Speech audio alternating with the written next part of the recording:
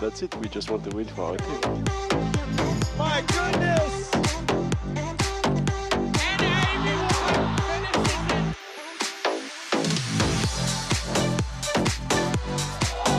Yeah, we're just as good as men. We're better. It's a huge point for the Bay Area. Good chance that's the #1 highlight of the week.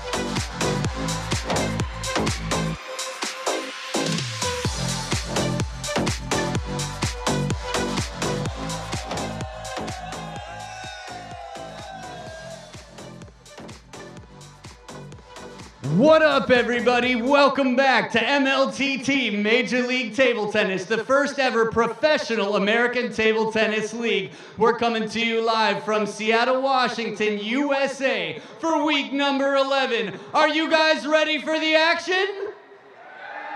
All right, that's what I like to hear. Then let's welcome our officials for the first battle today. Coming in now, we've got Jerry Lee and Mei Wong.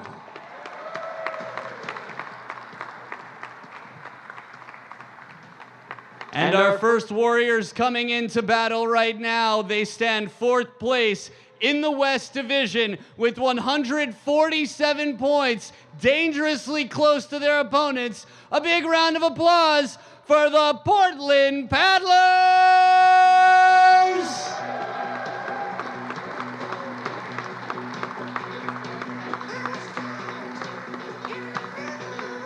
And their opponents standing at first place right now in the West Division by only 11 points in front of the 4th place team entering now. They're at the top of the food chain, but after this weekend that could change.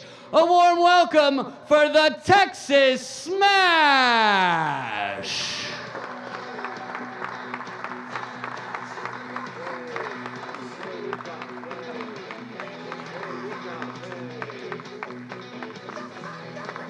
And now that all of the warriors have entered the arena, let's shake some hands and slap some skins and let the games begin.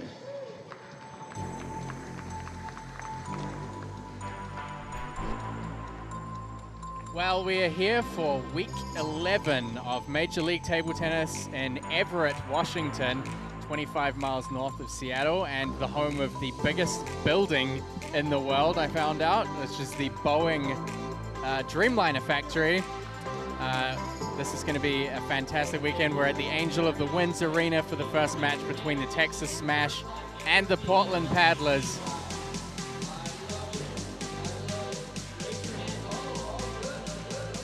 Had a pretty tight race on the West Coast. Only 11 points of separation between the top team, the Texas Smash, and the Portland Paddlers. They will, of course, be playing first tonight. It's going to be a pretty interesting match. Certainly a lot of exciting matches coming up.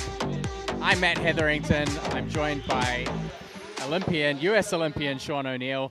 And it's going to be a fantastic match. Of course, we have the first and currently last place team in the league. But Sean, so close on the West Coast in the point standings. Anyone could come out on top of this weekend. Yeah, after Portland, it was so amazing for the Paddlers to get back in the mix. The first matchup with the #1 Texas Smash.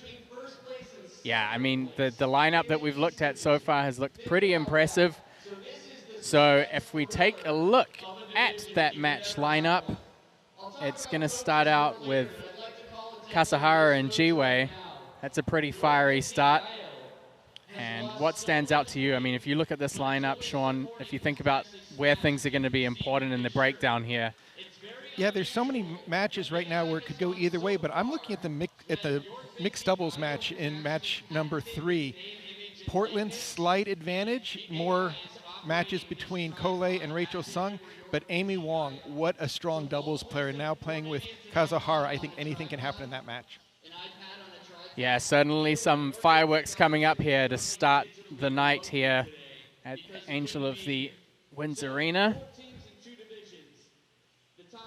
Of course, the competition format a little bit different to the usual professional league. There are 4 singles matches, 3 games to 11 each.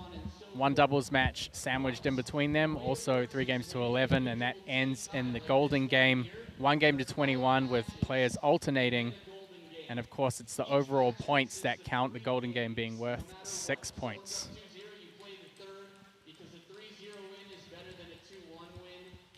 So first up here, it's going to be a bit of a showdown between Hiromitsu Kasahara and Jiwei Sha. Sean, you were in Portland. Maybe you can talk us through how incredible Jiwei was in that match. He just brought all the action for the paddlers. He played on day 2 and 3. The first day he was unable to play because he had a 102-degree temperature. So they sat him out on Friday night, and then he came out just paddles blazing and just invigorated the entire fan base there. People were just stomping their feet, and he got the big W to stop I think it was 11-match losing streak to get the paddlers back into contention. And just, I mean, the highlights are still on YouTube if you want to go and see those. So right now, we'll see if Jiwei can keep that momentum going. But what a strong player with Hiromitsu Kasahara. Very fast. Look for him to play a lot of topspin up at the table. Jiwei is going to have to control the serve and serve return. That's really his specialty. When Jiwei can drop short the serve, he can get into his attack rather easily. But Kasahara so fast, a lot of power from the midcourt. It's really going to be one of those matches where I think whoever wins the first game is going to have a huge advantage going into game 2. Now, of course, Kasahara and Jiwei played against each other in week 2. Kasahara won that match 3-0. And then they played again in Pleasanton with Kasahara winning 2-1. We'll see what Jiwei can do. Of course, these two teams right now, Texas have a 3-1 lead in matchup Game 1. showdowns. Serve 0-0.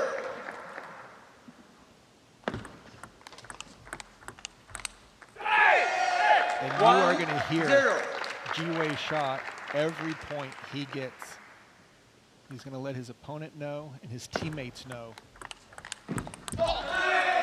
Kasahara was a little bit flat last time. He flew in straight from Japan to be here at the Major League Table Tennis match in Portland. So Literally finished his match, was on an airplane within an hour flying across the Pacific, and then came over and did a great job. 1-2. I think Portland has one phrase on their mind: playoffs. They want to get into the playoffs, so every game counts. While they might have been down 3-1 in the head-to-heads, Jiwei is going to want to do whatever he can to add points to Portland, get back into this run. Of course, the golden game is where you got 6 points on the line, so look for both teams just to get that early lead for the golden game.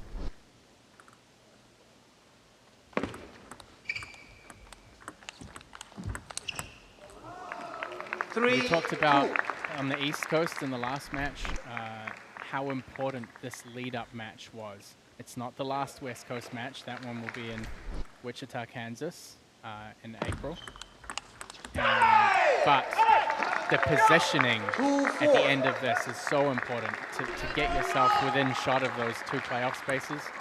I mean, okay, here on the West Coast there's a little bit less ground to cover, but this second to last match certainly very, very important. You can see the dates there. Of course, we're here in Everett, Washington for this 3-4. third week in February. March will be a big one in Lawrenceville, New Jersey, at Rider University. That'll be the last East Coast match, and then Wichita, Kansas, April 5th to 7th, and the championship playoff at the end of April in Chicago. And you can see Kasahara just very smart, getting his forehand into play. Jiwei had the upper hand, but right there, Kasahara steps around Jiwei, unable to fade that wide forehand on the final shot that goes wide.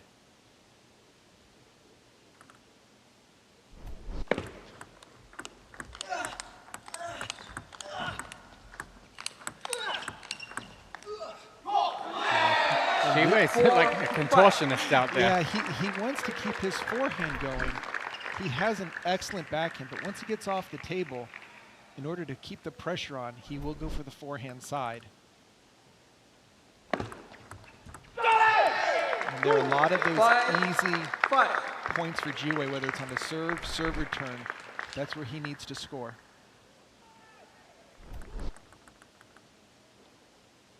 The longer the rally, the favor goes over to Texas.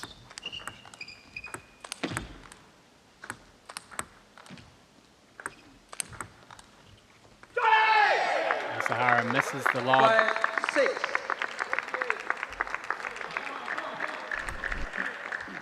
Jiwei just taking his time, keeping it on the backhand side. He doesn't want to see Kazuhara come in with a forehand, because that's what will happen. Any balls that are a pop-up, a little bit too high on the serve return, Kazuhara will just take it for the winner. Kazuhara currently 11th on the Major League Table Tennis standings. He's 25 and 11 in singles. That's almost 70% win record. And an even split, 45 and 45. Won and lost points in the Golden Game. Again, Jiwei 6, fighting 7. to get that opening forehand loop into play.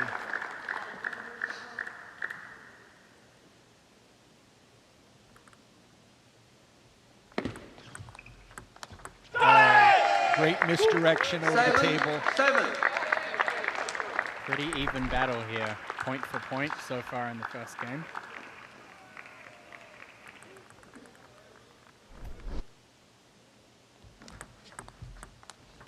And here's a heavy opening. 8, 7. Nice backhand topspin by Kazuhara.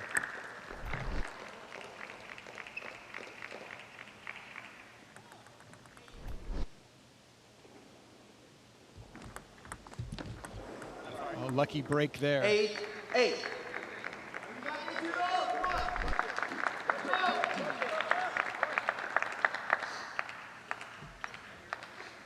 If the score goes 10-10, we will just play 1 point, not using the traditional deuce scoring.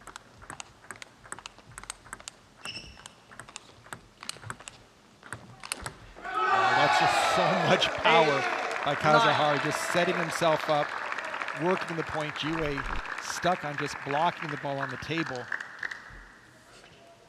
Great misdirection, and then boom, right out to the forehand side. Big point for Portland right now.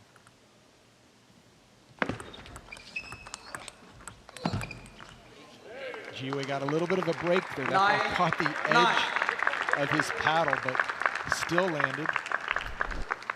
We are 2 points away from a golden point.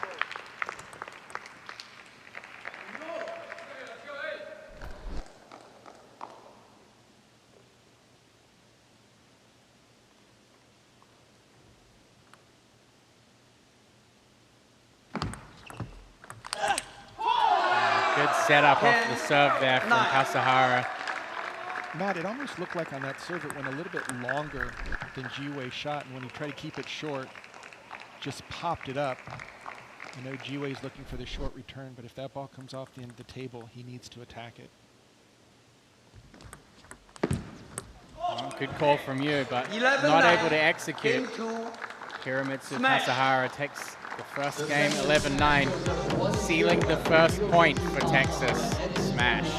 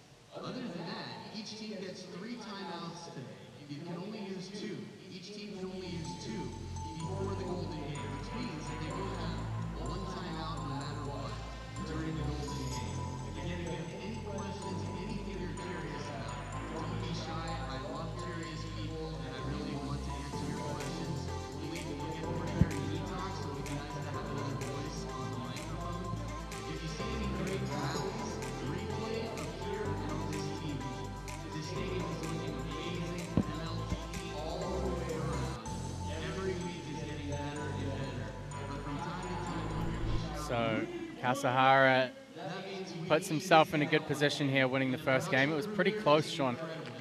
Very point for point, even throughout the first game. It feels like Kazuhara's quite comfortable with the pace, just kind of easing into the rally and slowly building it until he can find space to play with more power.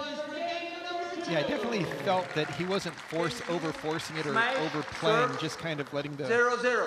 action come to him. Ji-Wei Shaw really needs to make something happen. If he just continues at the same pace, Kazuhara is going to have no difficulty dictating and especially getting his forehand into play.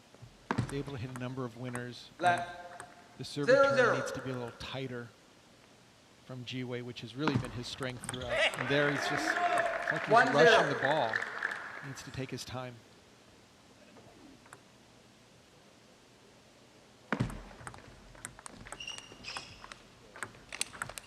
And that's the backhand that I've kept asking Ji-Wei every time I speak with him.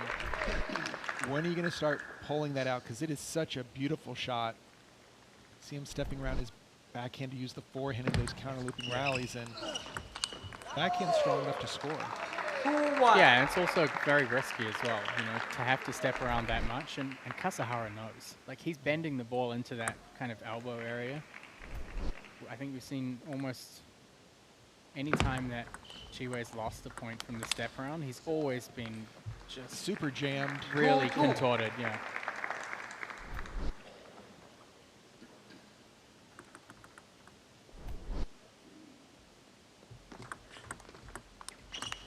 Oh, that's a much better play there. Interesting. The interesting thing I was going to mention is you can just see behind Ji-Wei there an iPad on a stand with a Texas Smash t-shirt on. It's unfortunately Coach Jörg Bitzigeio couldn't be with the team this weekend, but he's here digitally. So he's watching everything and on the bench, still trying to give his team the best guidance he can. The table tennis has gone high tech when the coach is able to use FaceTime. And yeah, you're going to get a run for your money for the Doc Councilman Award, Sean. Yeah, definitely with the ability to watch in real time with the headset of Daryl Sal, being able to communicate any tips or to call timeouts all the way from Germany. Ji-Wei making some progress here, opening up the lead to 5-3. And Ji-Wei has always played very smart positionally, not going for too much, but forcing the opponent to earn their points. Challenges that Kazuhara is so strong, and there we can see a... There is this weekend's Coach Jörg.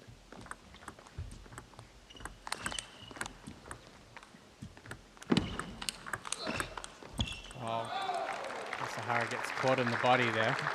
After, I guess, 3 net balls in a row. 1, 2, maybe it was just 2, but Ji-Wei finally causing the jam in the middle of the table for some separation here with the serve and a 6-4 lead. Oh, that's so strong. Kazuhara's forehand, both cross-court and down the line.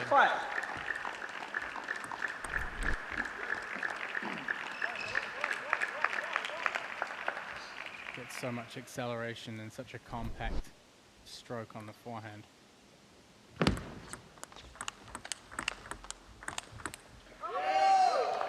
Ji-Wei winning the backhand-to-backhand battle 5-7.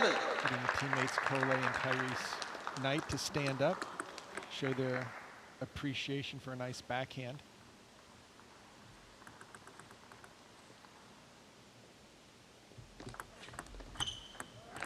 But it's these points right here, Matt, that Ji-Wei loses this game. That's 2 more points of separation between the Texas Smash and Paddlers. So Ji-Wei, again, strong backhand-to-backhand play. A little closer to the table. Kazuhara backing up.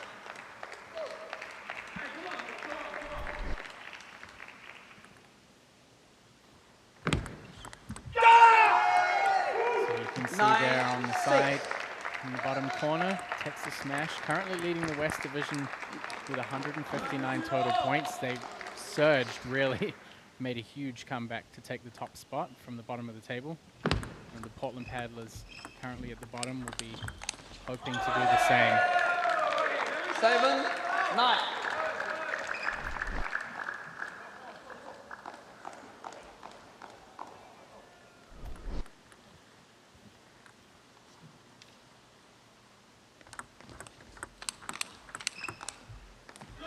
Kazahara landing 8, the forehand. 9. Very strong play.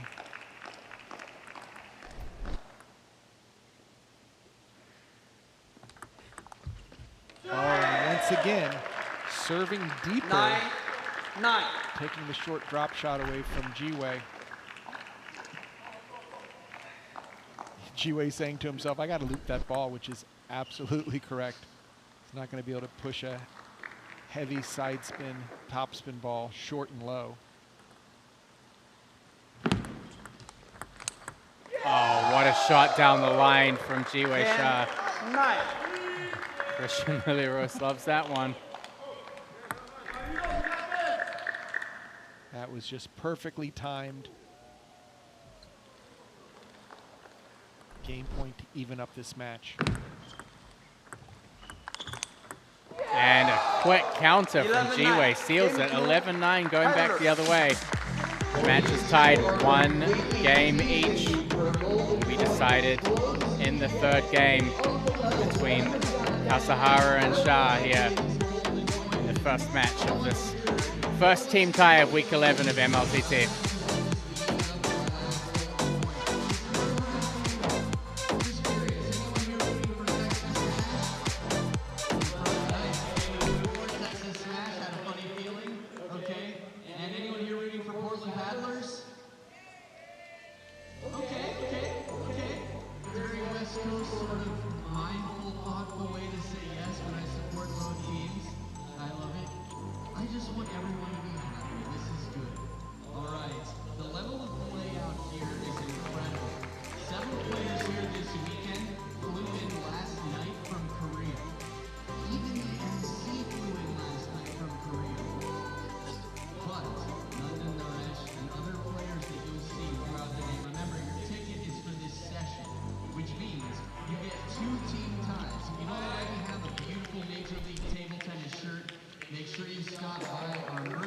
It comes down to this third game to decide who has the lead coming out of this first match between Portland Paddlers Jiwei Shah and Texas Smashers Hiramitsu Kasahara.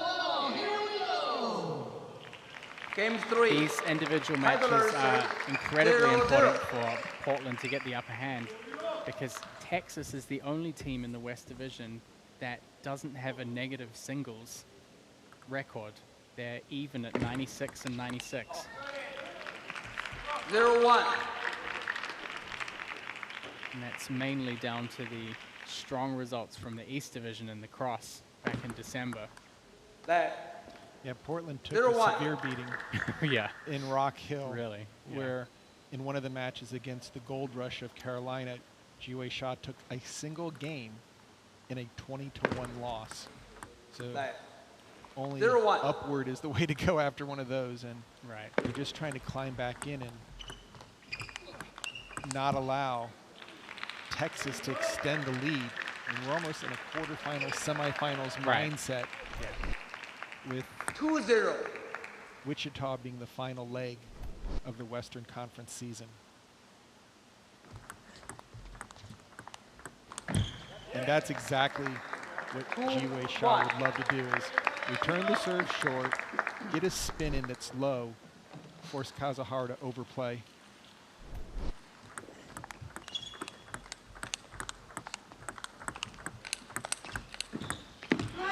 Great rally by both players. 1-3. Jiwei started to snap through that forehand counter better. I feel like he just has to keep that pressure on the backhand. Even if it's not going all out, just more than a passive block. Yeah, if he needs to keep it nice and deep and make sure that he's 1-3. going through the ball and not just putting his paddle behind it to keep it in play.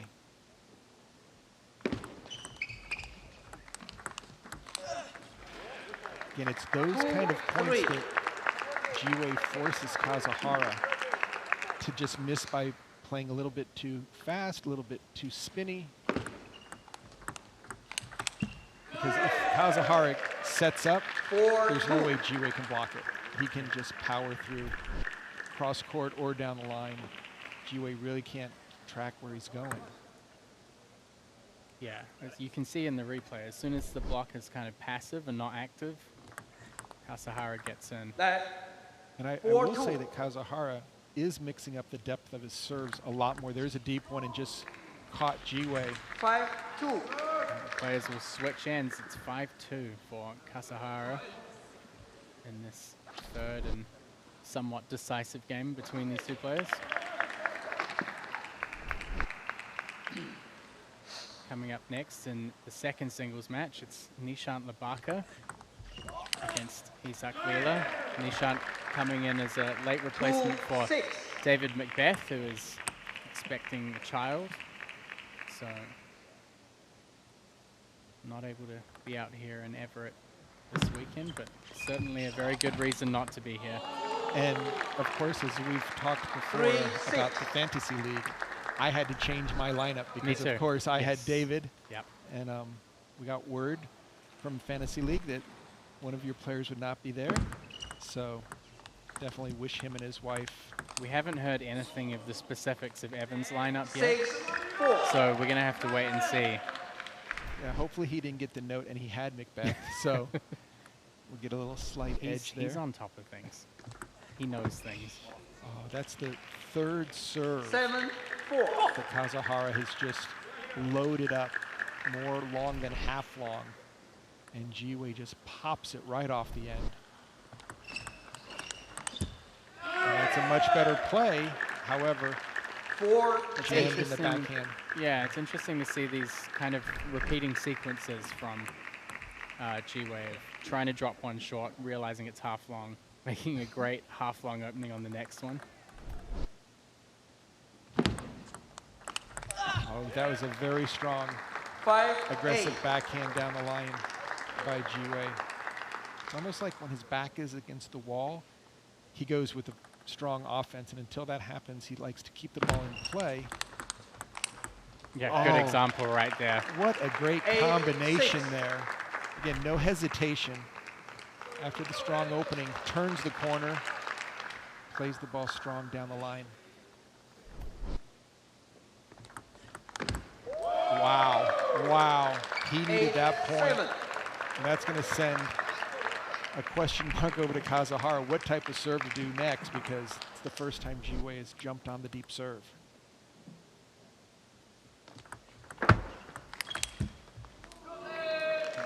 You can see the look on Jiwei's face thinking, man, needed that one to come down after hitting the net. Kazuhara holds a 2-point lead here. Finish line is in sight for both players.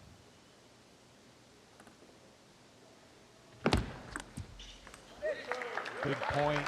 8-9.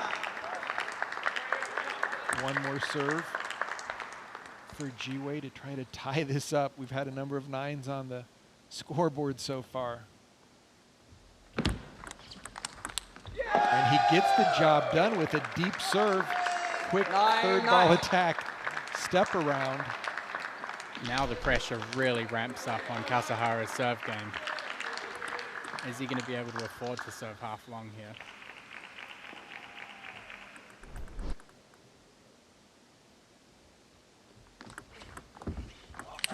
Keeps it short and 10-9. gets the pop-up that he was looking for. This is a huge point for these two teams. I think that short kind of heavier side spin variation is what he's going to have to try and rely on again here. And he goes backspin. Jiwei puts it in the bottom of the net. And Hiromitsu Kazuhara with a 2-1 win over Jiwei Shah. And Texas Smash take the lead after the first game.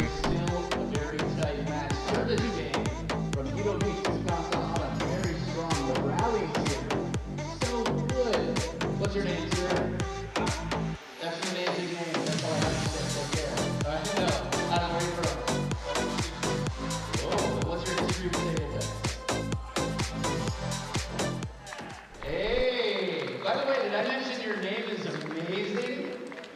And your hair looks so good. You smell wonderful. Okay, anything you're We're going to have a quick chat in a moment here with Hiromitsu Kasahara. Congratulations on getting that first win for the Texas Smash. Thank you. I think the first thing we have to ask you is, do you feel more well-rested this time than in Portland? I know last time you had to fly straight from Japan. Yeah. How do you feel now this weekend coming into Seattle?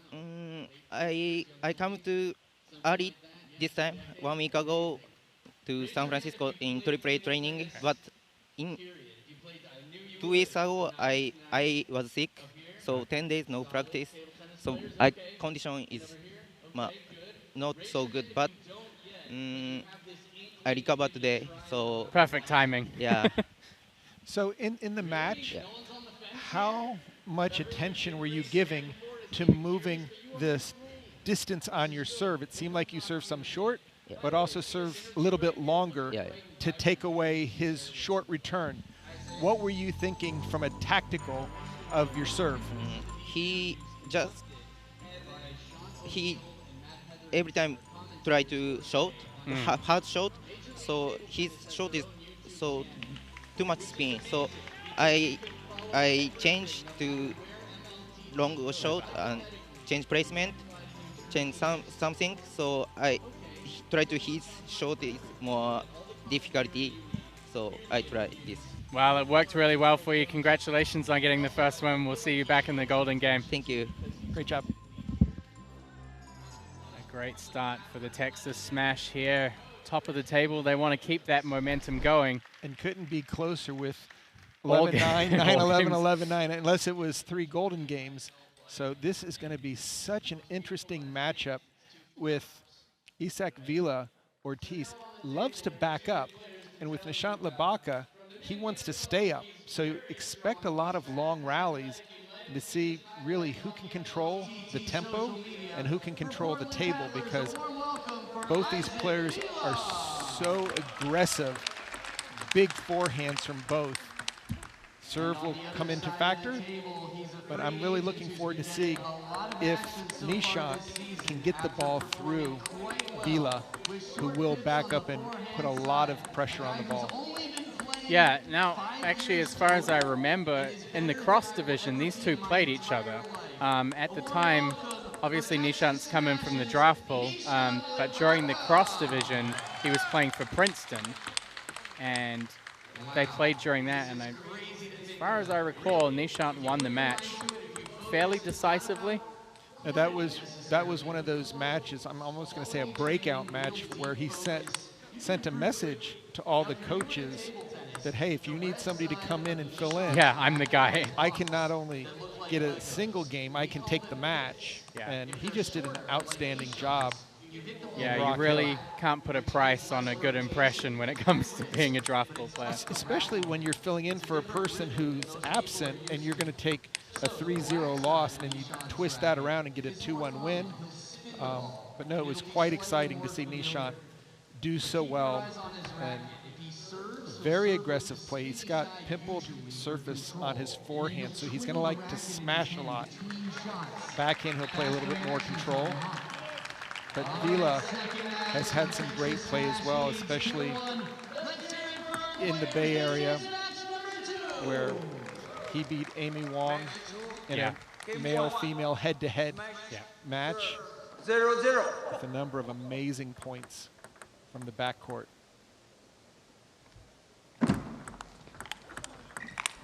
And just look for this combo. Yeah, 0-1. Nishant's going to fight to get that forehand in and just smash through the spin.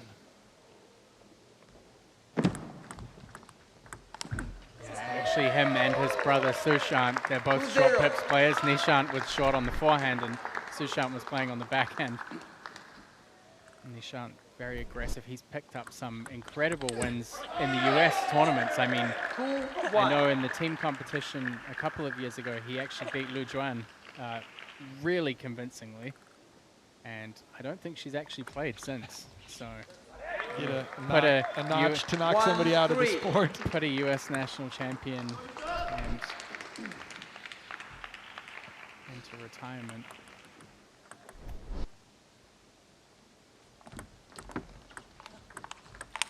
And There's the combination right there.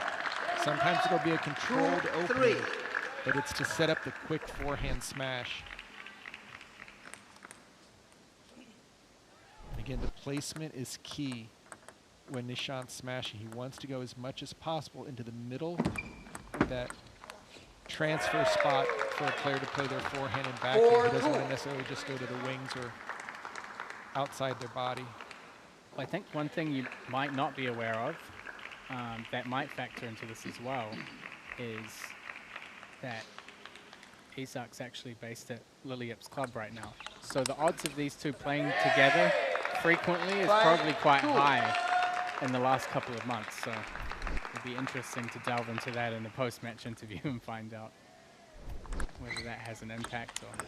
Oh, that's a nice service pattern there by Vila. With a little reverse pendulum and then getting that forehand in. Little inside out to the backhand side.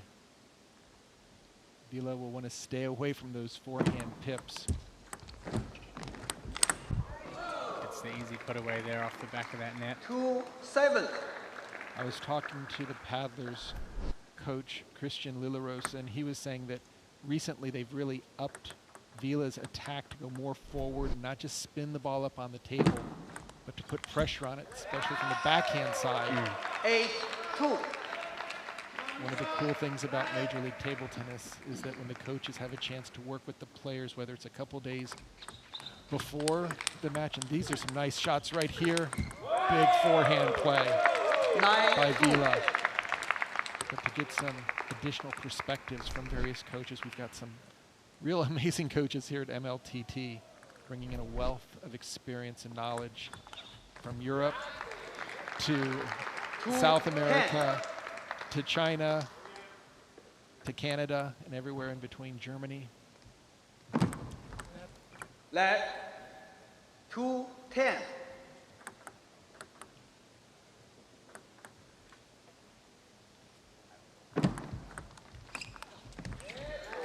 Wow. First game in the books, 11-2, a decisive win for Isak Vila for the Portland Paddlers. They definitely need this right now.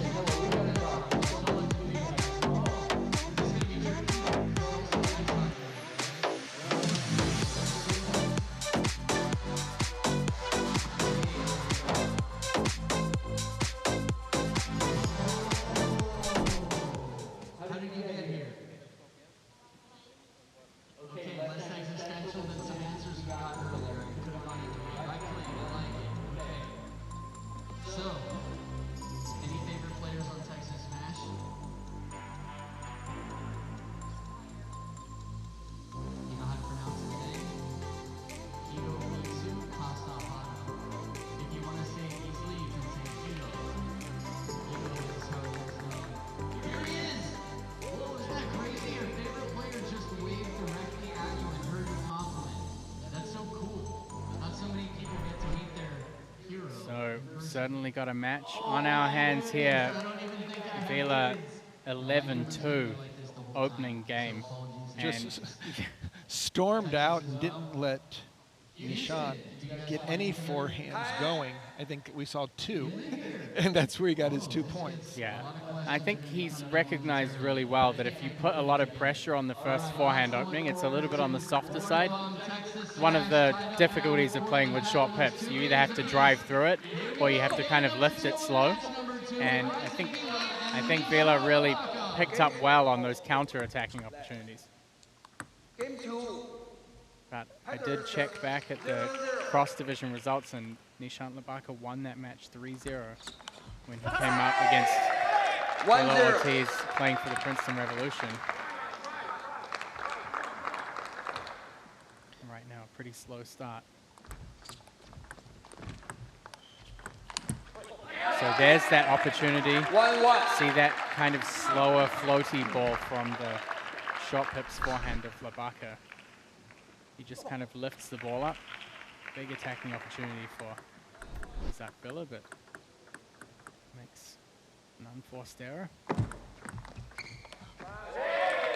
1-2. The nice thing about when you play a pips out player, when they're on, they're so difficult to stop. but at the same time, when they're off, you really don't have to do too much to put pressure on them. That's where, that's a nice backhand by Labaka down the line.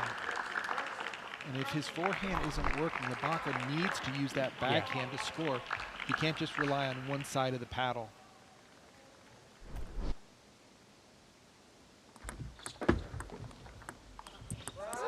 Yeah, again, struggling with that opening against backspin. I think he's just a little bit locked up to get the acceleration that he needs. He doesn't have that kind of loose suppleness in his arms. It's not really exploding through the ball, and he probably needs to be a couple inches closer to the table. But he is tall, so that's a weak spot for anyone. They're tall, jam him into the body, close to the table. But we're tied at 3-all, so a good set of services here. Labaka can right the ship, get back into the driver's seat. Oh, and that was a great loop by Vila. Off of a quality smash. Not an easy shot to execute. I think he's managed his distance from the table really well to be able to handle that kind of firepower. And he is such a, I'm talking about Vila now, such a solid athlete. You can just see he's going to be delivering a lot of spin, a lot of power. Look at that. A little bit like teammate Ji-Wei Sha, stepping on the backhand quickly, redirecting. Big points right here on Vila's serve to create some space. This is his third appearance, I believe. What a change from the last time they played. 3-0 for the Revolution. Yeah. Yeah, Isaac Villa currently 47th on the Major League Table Tennis standings. He's 9 and 12 in singles, so if he can take this 3-0, he'll even his record out there. And more importantly, reduce the distance between the smash and the paddlers. Nishant Labaka, obviously a free agent, 7 and 8 in singles, which is certainly the top record amongst free agents. So he's been I would say, second favorite probably to Sonura Silva, who moved up from free agency into a team spot for the Bay Area Blasters. Again, starting with the Revolution. I mean, Revolution know how to pick. And that's a good combination right there. But Vila from the backcourt, we've seen it time and time again. So good at these kind of shots. So much power. Right now, the Portland Paddlers player from the Dominican Republic seems to be tactically well on top of this match. Not having any difficulty with the change of spin with the pips out play by Nishant Labaka. Vila really having his way. Better opening on that one by Nishant. Yeah, I mean, you need some speed or some rotation. You can't afford to have a slow, empty opening against backspin. It makes for easy picking for players in this league, and their forehand counters are, you know, there are not many players that are going to let that slip past.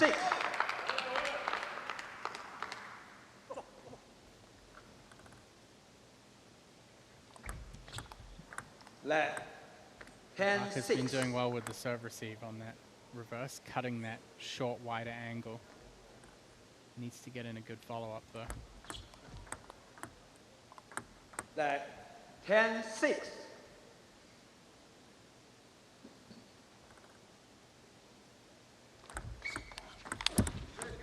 Very aggressive serve there by Vila, trying to put pressure on Labaka. Labaka able to pick that ball up from the backhand corner and save a game point. And there's that opportunity for the counter setup. Isaac Villa goes up 2-0. 11-7 here in the second game.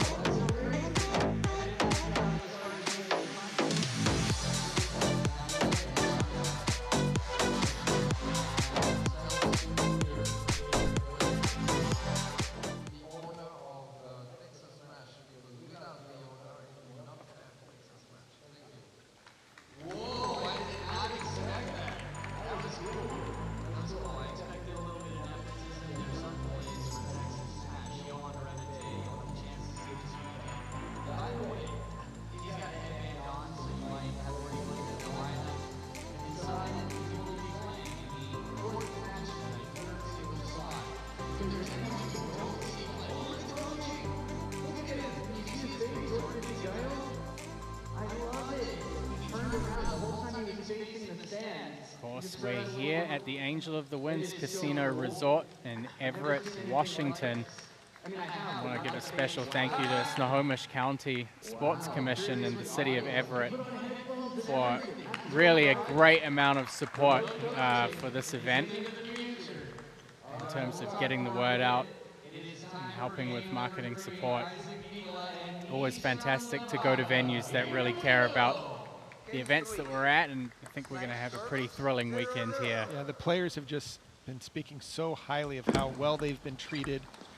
They can't wait to put on a show, so all the fans who are watching this, if you get a chance, come out to Everett, and the Snohomish County Sports Commission doing a great job.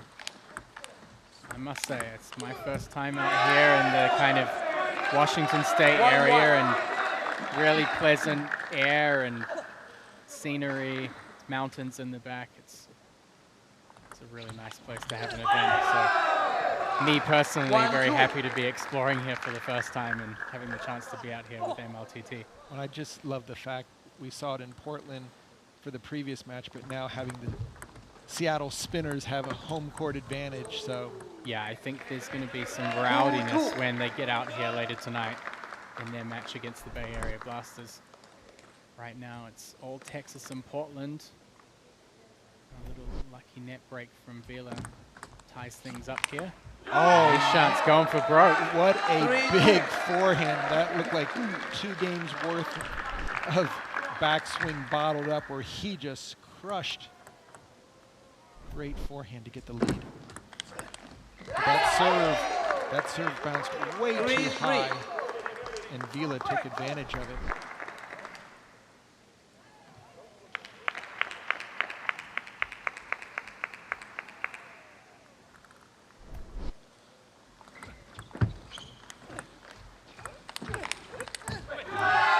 Ibaka holding his ground there with that quick forehand counter.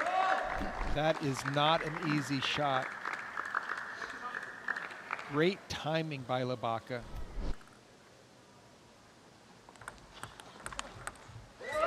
Oh, that ball just jumped at the last second. Ibaka doing everything he can to salvage this 3rd game, so it's only a 1-point deficit in this match. Vila would love to get a 3-0 sweep if possible. Going here at the table end change. Ibaka with the lead. We've got the doubles coming up next between Kasahara Amy Wong against Kola and Rachel Sung. It's a match to watch out for, according to Sean. Yeah, well, could be a decisive result. I mean, right now Portland is in the driver's seat, trying to sweep here, but there's a timeout by Portland.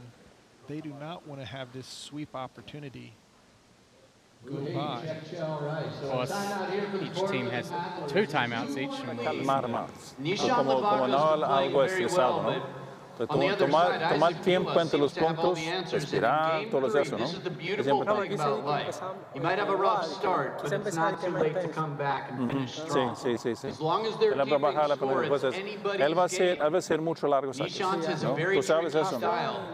And on the other También side, para very ti stable spin no es tan game. importante A para lot hacer of people cortos want to sacos. know. I'm looking back at those who Hacer didn't medio raise their largo hands para to el get revés, into él table hace el tennis atacar just yet. lento, fácil Not para ti gonna para lie, atacar, ¿no? These quads, you Pero can't see them tomar from tiempo there entre los because they're puntos. covered in this amazing En no ver pattern. But they conmigo, got no ver much con bigger ellos, just ve for el playing more piso. table tennis, moving No ve allá. around. The amount of physical Ve allá, fitness and the concéntrate, advantage todo el terreno. to being physically Okay, fit es mejor. is that you Okay, have more vámonos. answers and opportunities. Well, that was a good one for all you Spanish speakers out there. Always handy having a coach with Spanish, Swedish, and English-speaking players on his team, and he can speak Spanish, Swedish, and English. German. Multilingual. French. The very multilingual I'm just wondering coach. if Christian selected players so he could demonstrate all of his different languages, because he's got, I want to say, at least 6 of them. So big points right here.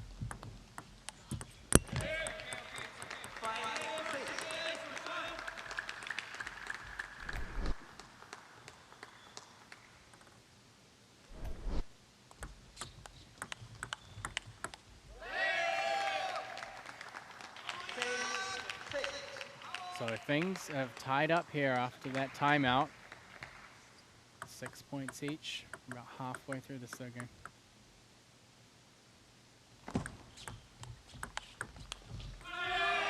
These are just really big and tight points. Both players fighting for the offense.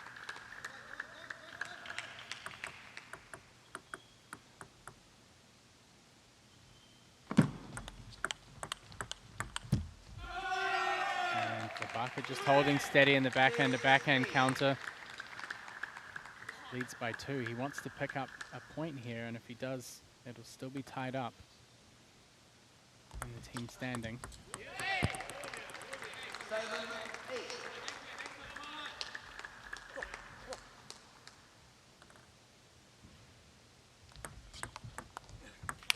Oh, that is classic Nishant Labaka. Great forehand smash on a loose ball that popped up.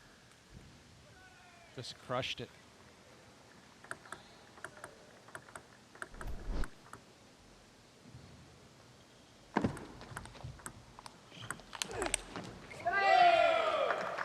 Nine, 8.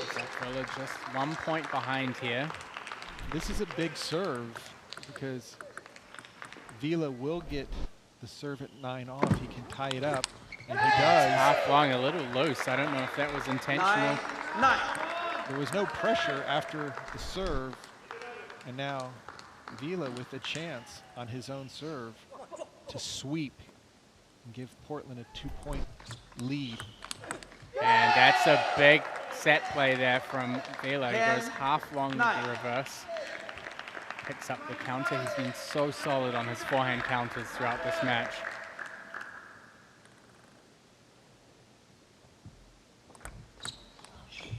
And he'll take it. A turnaround in the third game. Isaac Villa Ortiz for the Portland Paddlers wins 3 games to 0. A big result here in this matchup.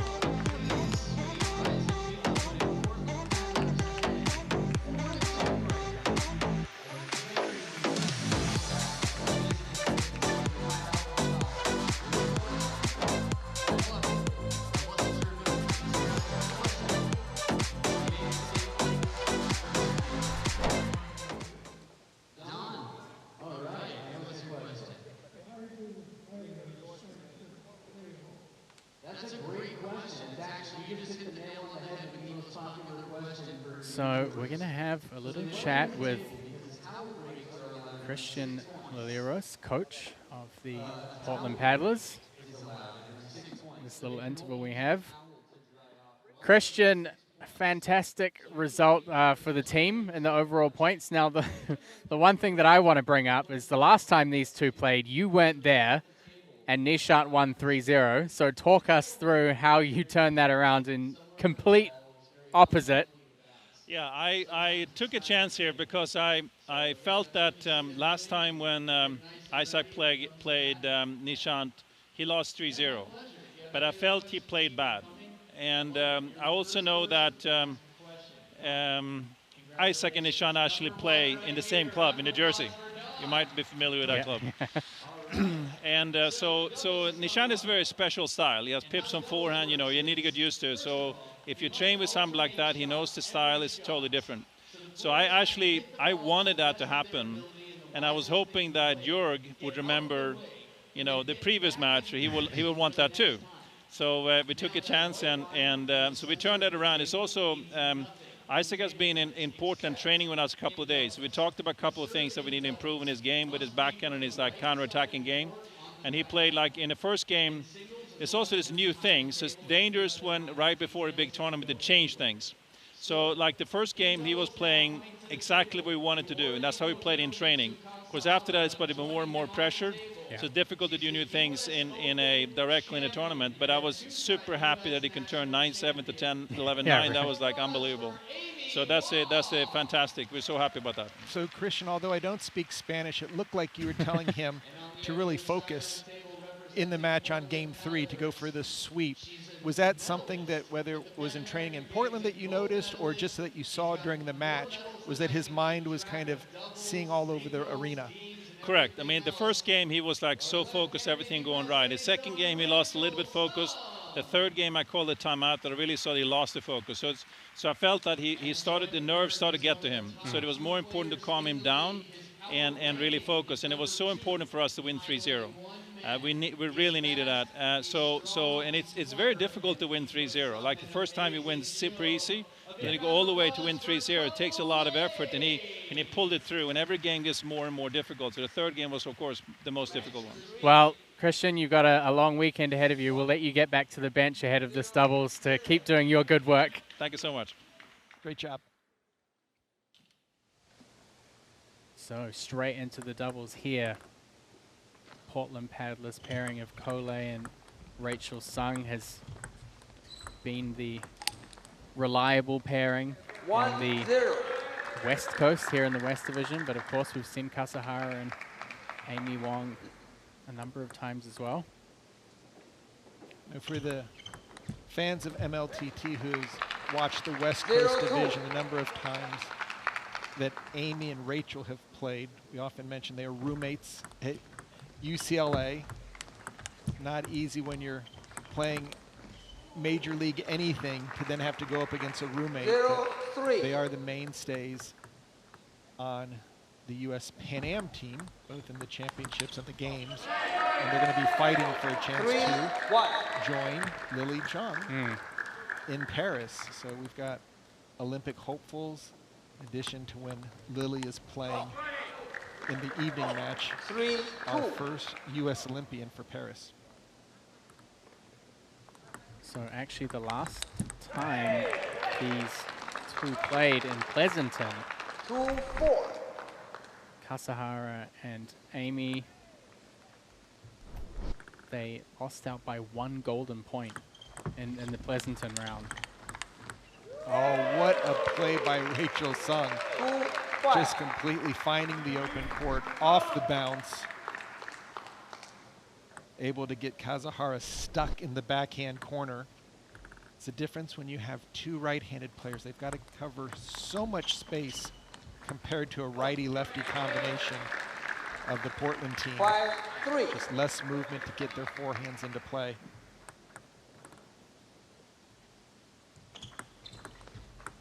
Go. 5-4.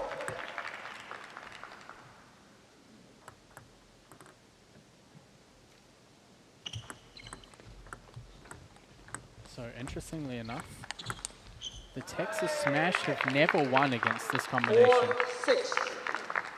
Against Cole and Rachel Sung. So they certainly have that going in their favor. With a 2-point lead, 4-7.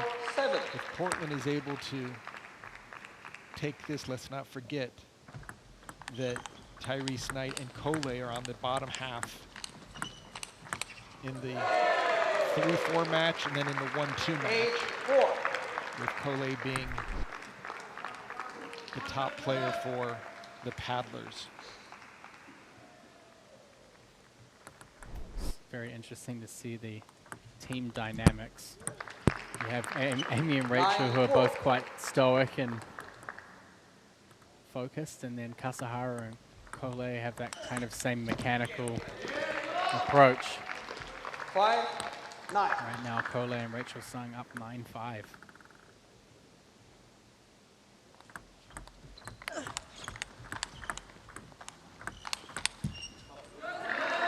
the ball just keeps going faster and faster over the net. This order does favor Portland, with Cole playing into Amy's game. And right now, game point for the paddlers to go up by 3.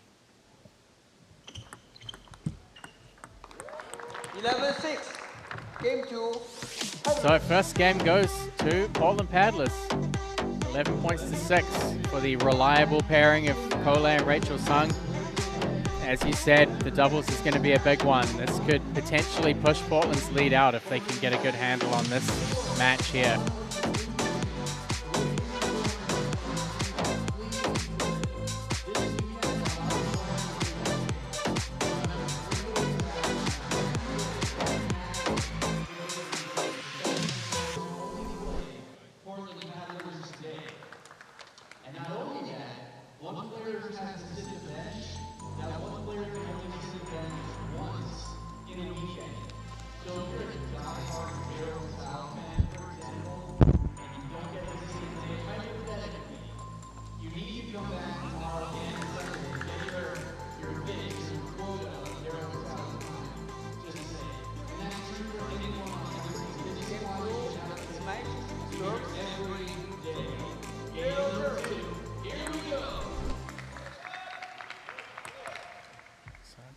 table with Amy Wong serving.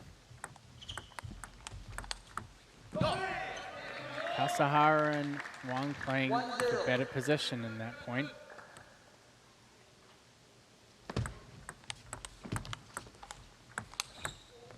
I think the key thing here in this match, especially when you look from the side angle, is both of these teams want to play close to the table, and as soon as one backs off, you start to see one team take the upper hand.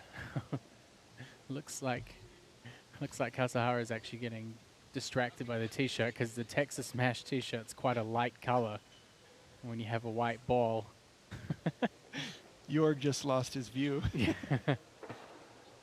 This is great. This is so funny. Even Kasahara is getting a good smile out of this. It'd be fun to see the other side of the monitor of the iPad.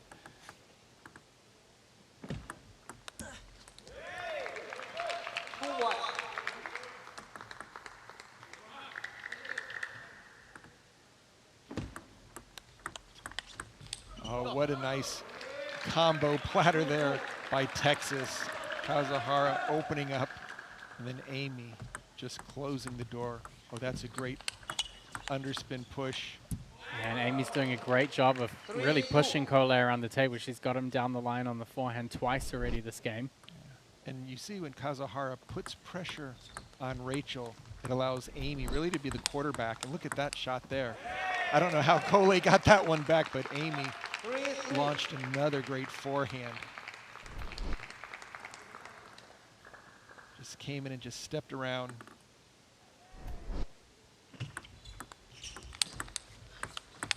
And again, that down the line. Just so fast off the bounce.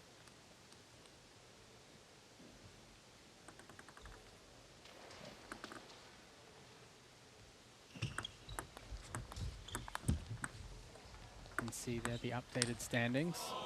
Texas Smash 160. Portland Paddlers starting to move up as well. Eight down only. Yeah, and the Portland Paddlers need a strong showing this weekend if they want to move up. And I mean, Golden Game's worth 6. Cole and Tyrese could narrow it right in the first match of the weekend. But this game has been all Texas. Just great teamwork between Kasahara and Amy Wong. And they've done a great job of getting their opponents to really reach on the forehand side. Just taking that balance across the middle of the table away, pushing at wide angles. It seems a lot of times with Rachel sending her out to the forehand and then Cole sending him out to his forehand so they can cross. Look at that. Yeah, crisscross. X marks the spot.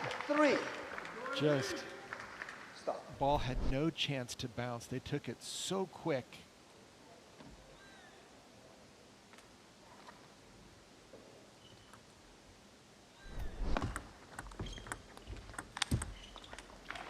What a blowout here. Yeah. 10-3. Plenty of game points in the bag here. 4-10.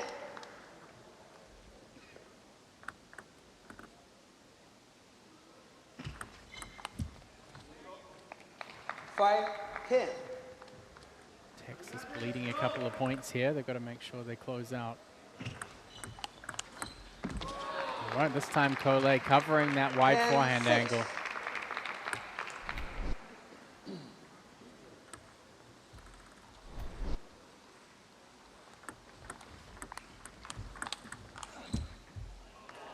And they'll do it. 11-6. Game 2 smash. Texas Smash take game 2 to tie things up at 1 game each. A very impressive start here for Texas.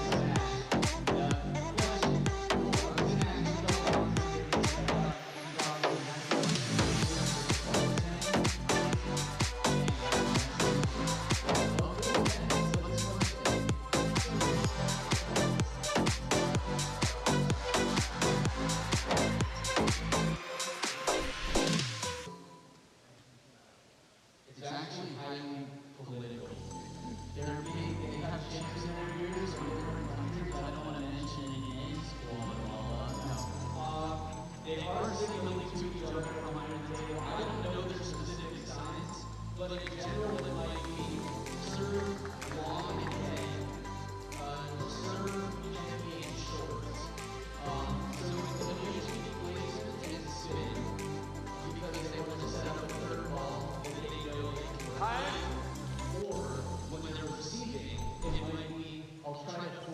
See some MLTT merch there in the audience. Good chance to support your teams.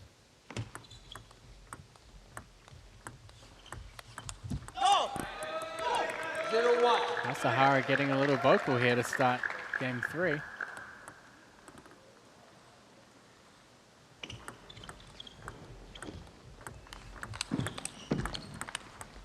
Oh, wow. Wow. Rachel Amy's. Sung finding the hole in the defense, able just to play to the left of Amy down the line, setting a pick, a moving pick.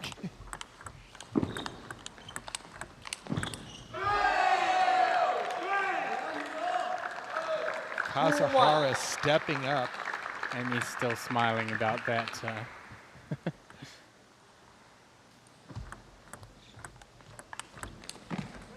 Much stronger opening by Rachel Sung. Yeah, they've got to get in and they've got to hold the table.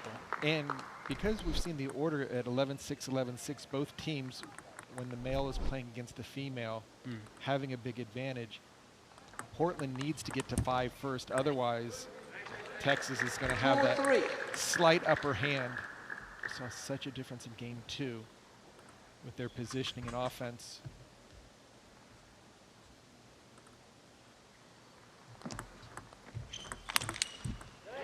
Nice third ball attack.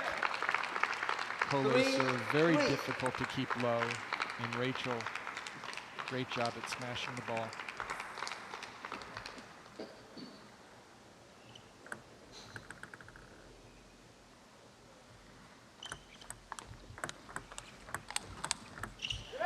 And there's the wide placement coming back at them. Just a great job of getting Kasahara stuck in the backhand corner, leaving the wide forehand open. That time Kasahara got over the table. 4-4. Pretty even game here. And I would say that right now Texas is exactly where they want to be. Next point, they'll change ends. And service receivers. And Amy Wong just picks that ball up straight off the bounce. Seems almost the heavier and stronger Cole makes it, the faster it comes back. Following this doubles, we have 2 more singles matches. The first will be between Yuan Rebate and Tyrese Knight. Bit of attack versus modern defense for you coming up.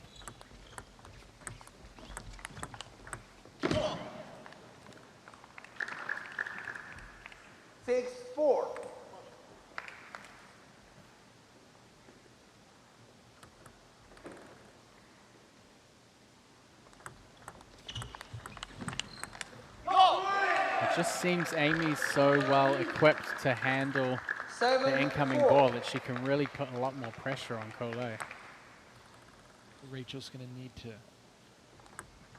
do a lot more, but when that ball is hit at that speed by Kasahara, no one's returning it. See Texas beginning to break out here in game 3.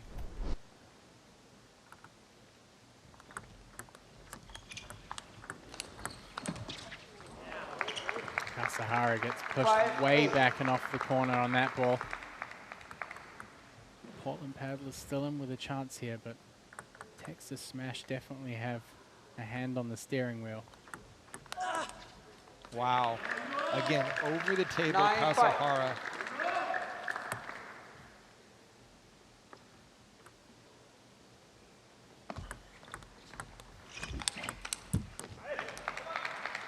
Paddlers battling back.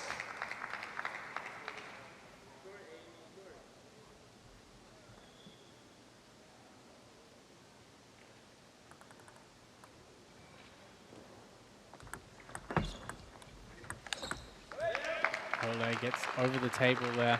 7-9. draw things back to within 2. Still got some work ahead of them. They want a chance here. Probably need to win both of these. Very nice opening by Rachel. 8-9. Timeout. Smash. The timeout from the Texas Smash. And we're going to try and listen in if we can. But he's in a form right now where he can't shout. And the person who's his spokesman, Daryl Tsao, is not the loudest man in the world. So Jörg Bitzigeio tried to call a timeout last point, but it got lost in translation because the players didn't hear Daryl. And then it was one more point. And he said, okay, time, I gotta speak up. I'll bet Bitzy was there. I think since Daryl has AirPods in, there's probably no volume coming from the iPad. So this is really interesting. Elon, good to see you. It's like a lot of communication Welcome back. Were you in between Thailand? How was Thailand? Kasahara and Amy Wong. Awesome, man. Wow, I just came from my neck of the woods recently. Very important part of doubles for doubles partners to communicate with each other a lot. And I didn't need a microphone. This is incredible. Kasahara seems like he's taking a bit more of a leadership role in the absence of Coach Jorgen, in the absence of David Macbeth as well. So yeah, he's definitely been a lot more vocal, and you know, adding new technology, it's not the easiest thing, and sometimes just trying to go back to the basics of saying, hey, we got to play. He got his message across to his teammate Amy. 8-9. Now they've got to try to get to 10 on Rachel's serve. Quick backhand flick there from Cole, and they do exactly what they needed to. Tie things up at 9-9. And we looked, Matt, at the last match where Christian called the timeout, got the 2 points directly. Now here's a timeout on the other side. Texas needs to get to 10 right now, otherwise we could see some separation in the game. Oh, Amy Wong, great backhand opening. No hesitation. Excellent play over the table. You can just see Cole did not expect that ball coming so fast.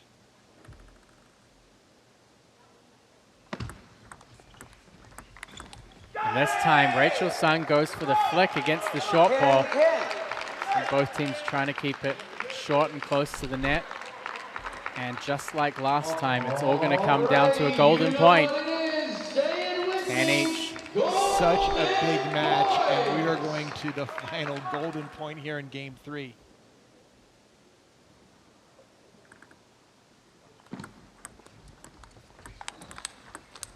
Two clips of the net is not enough. Portland Paddlers somehow pull that off. They win the golden point. What a play. Paddlers coming back to create a 3-point lead now after the mixed doubles break. Big comeback for the Paddlers.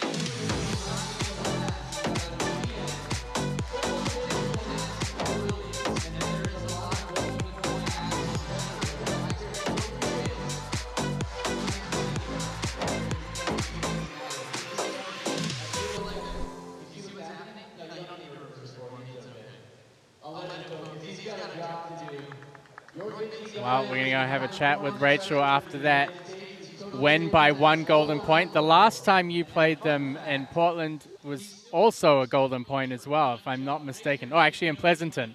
Yeah. So you guys always seem to tend to have these really, really close matches. At the end of the third game, what did it come down to for you and Cole to be able to especially come back from being 9-7 down and then to close out that golden point? I think when we were down, we just tried to stay on top of the ball because they're really fast. So just try not to think too much about it and just go for it. So Rachel, how has the team's mental approach after the Portland set of matches? You're right now in the thick of things where it looked like maybe the playoffs were something you guys would be watching. Now you're within arm's reach. Has the team as a whole come together and really said, we've got to do everything to get into the playoffs? What has been that dynamic? I think definitely our team morale went up a lot after last, because we were on a losing streak, so I feel like now everyone's just a little more positive, and we're just trying our best to get in the playoffs. And what is it going to take for you personally throughout this weekend? What's your main focus to try and get as many points for the team as you can, especially in the golden game, which I think is pretty important for you guys? I'm just gonna stay positive and keep calm. Good to see you nice and enthusiastic. Staying calm. Well done on the doubles win, and we'll see you in the golden game.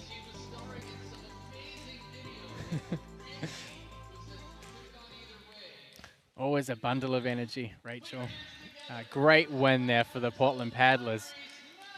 That's going to set them out to a 6-3 lead. Johan Rebete taking on Tyrese Knight. And Rebete's parents have actually flown in here from Switzerland to watch him play. So amazing to have them here and to have come all this way to watch him.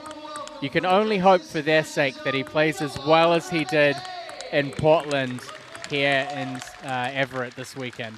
I mean, he was totally on fire in Portland, and the one thing, his service game, he was serving his opponents off the table, and just great mental focus. And wow, to have parents fly all the way in across the pond here to cheer for their son, who's just really been a breath of fresh air for Texas with his super performance in the recent matches. Seems like it's been planned for 5 years for today.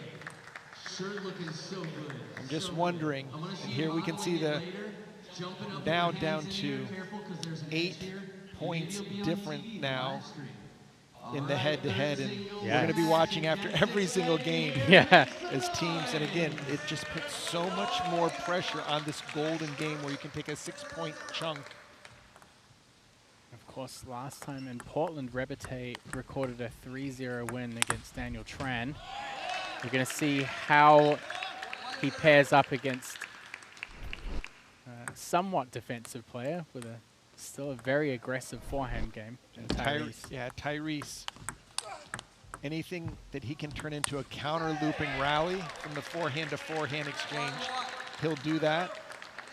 I think he does like it when he gets a bigger first ball to his backhand, because he can use that spin against the opponent.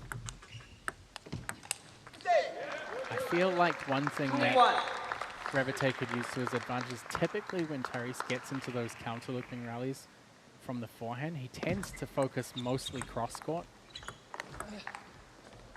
Means just a lot of angles for him to cover. The ball has so much spin when these two guys are playing. It's very easy to see some misreads because they're really maxing out on that first ball. They're not using literally any control at all. You can just see that big forehand. And again, if Tyrese can keep the ball deeper, I think we'll see Rebete having more difficulties finishing the ball. Whereas if it's a little bit more to the center of the table, he'll have no trouble just retopping it. Rebete just kind of missing his mark on the forehands to start out. 5-1.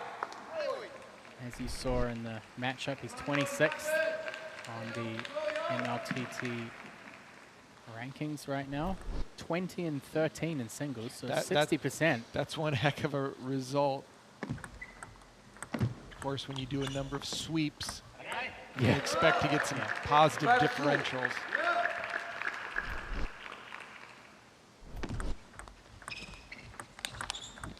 What a shot by Tyrese Knight. Surprise. How did he get his backhand on that ball? I thought Rebete had a clear winner. Somehow Tyrese just stayed in the pocket, put a paddle on the ball, and was rewarded. It's these points right here. If Tyrese gets this first game, creates a 4-point, and then remember, Cole's coming next, which has been their ace in the hole in all their matches where they've won.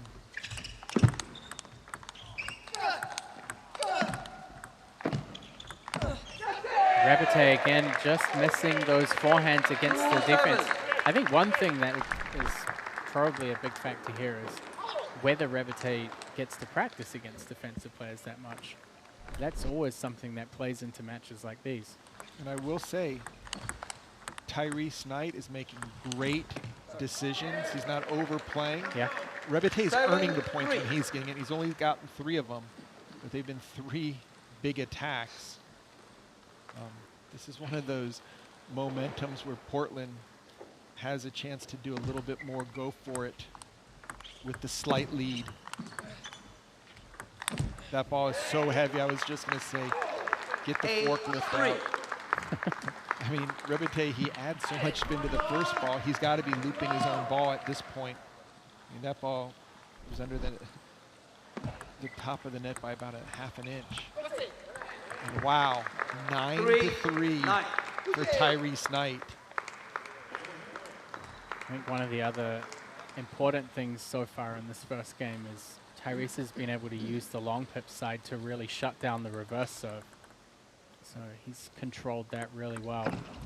Started to see Revite switch his serve game up more. Maybe we'll see more pendulum from him instead. That gives just a cleaner return when he steps around his backhand.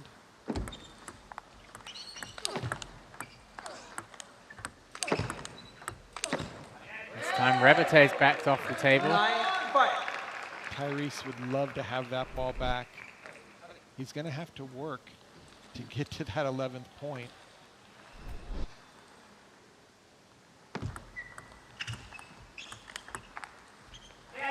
Nice backhand opening play by Revite, and although he's trailing, looks a lot more confident right now.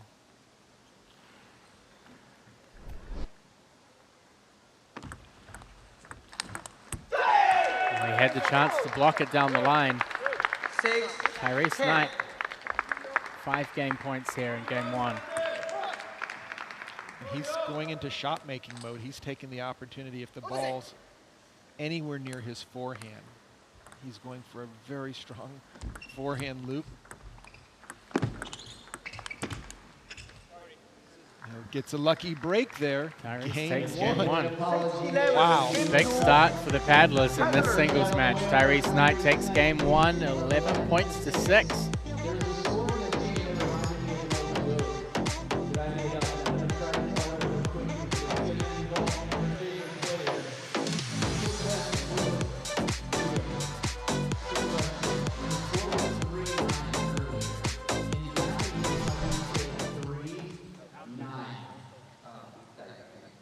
But not 3-2-9, just 3-9.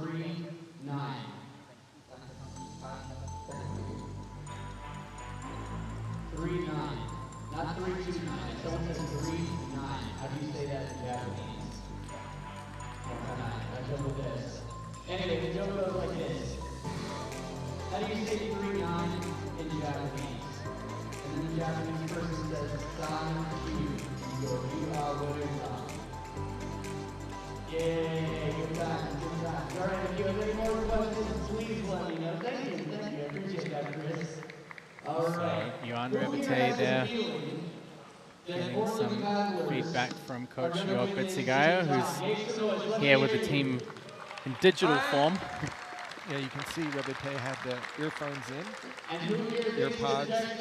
Yeah, they have been bestowed upon Daryl Zhao for the majority of this match. So if there's a timeout call, it's the responsibility of the coach's ear is with Daryl. Just saying, there is a lot in Texas, a lot of passion, and we'll see if this match comes back or not. So a few unforced errors, opportunities set up for Revite, but he kind of sent the ball sailing long a few times. Yeah, you know, he couldn't have started any slower than he did with a lot of balls that were on his paddle but off the end of the table. I think he was also very passive. Sometimes you kind of looked and went, okay, who's the defensive player here? Again, I think that Tyrese came out making some very effective chops on the backhand side. And Revite just easing into things here. I think one thing he's done really well is to kind of play half long and get that opening from Tyrese and then just use the backhand to guide it back into the defensive side. It's a pretty common strategy against defensive players.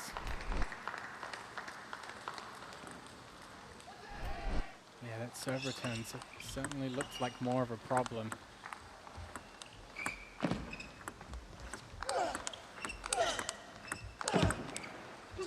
And that's excellent footwork by Tyrese. Once he makes that first forehand, he's covering the next 2-3 balls only with his forehand side, moving it around, forcing Rebete off the table. Now, if Tyrese wins even one more game here, Texas Smash could be in some serious trouble. If Cole comes out here and brings his A game, there's potential for them to be guaranteed the win. Yeah, and more importantly for Portland, not only would they like the win, but they'd like to win big. If there was a way for it to be 17-4 or 16-5, that just eliminated the whole lead, and they're now tied with Texas, knowing that, again, with Seattle and the Blasters coming up, one of those teams is going to get blasted, so, or spun. Oh, big points by Rebete. Just really, one game makes such a difference from being down 6-2 to now being up 6-2 and getting into the rallies on his terms. 2-6.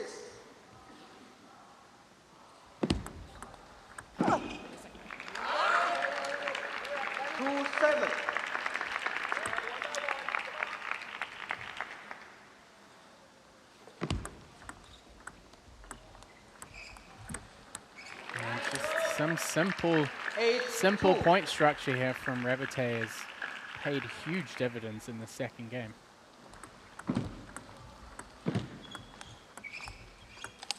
Oh, that's a great backhand loop, but somehow returned by Tyrese and then sent long by Rebete. Seems like Rebete is trying to control the ball shorter a bit more.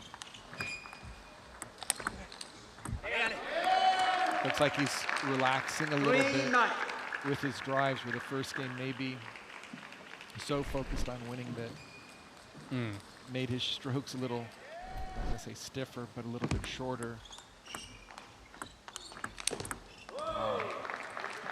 4-9.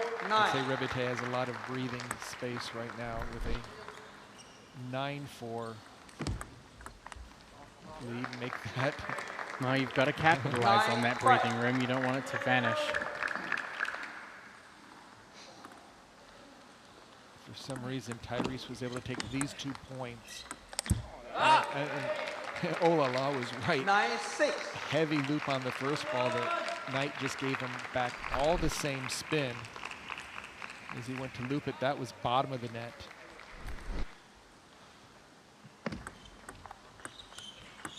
Oh, that ball went super deep. I thought it was going off the end, and it just dropped in. So this time, it's Rebete with 5 game points. And great half-long drop there from Johan Rebete. He draws things up at 1 game each.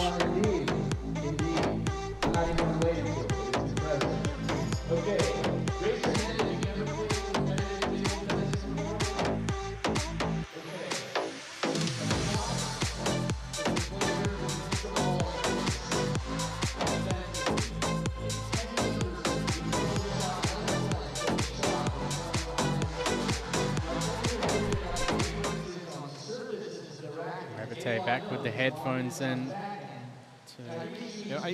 Matt, it seems like Johan has such a good relationship with Jörg, and when Jörg is able just to give him good tactics, keep him calm, let him know that it's all within his racket. He doesn't have to play amazing shots, but just do what he's capable of. That he's delivered. He's executed well. And it's when he overplays or tries to go for a little too much. Tyrese Knight has to get his offense going. He cannot just be on the other side of the net returning balls. With the racket so open and it's facing the ceiling, and it's crazy how steady these balls are, so enjoy the floating shots Well, I'm sure we'll get a chance to inquire more about what kind of advice he was getting if he can pull through here in the third game. Tyrese Knight's going to be looking to Game 3. capture this point here. This is potentially a huge point for both teams. 0-0. Right now with Portland leading 7-4 in this match.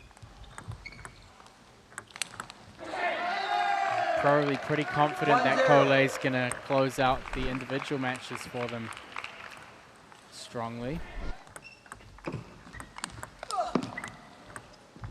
I don't know how Tyrese got that one ball back, but again, credit Rebete for staying focused in the rally and keeping the pressure on.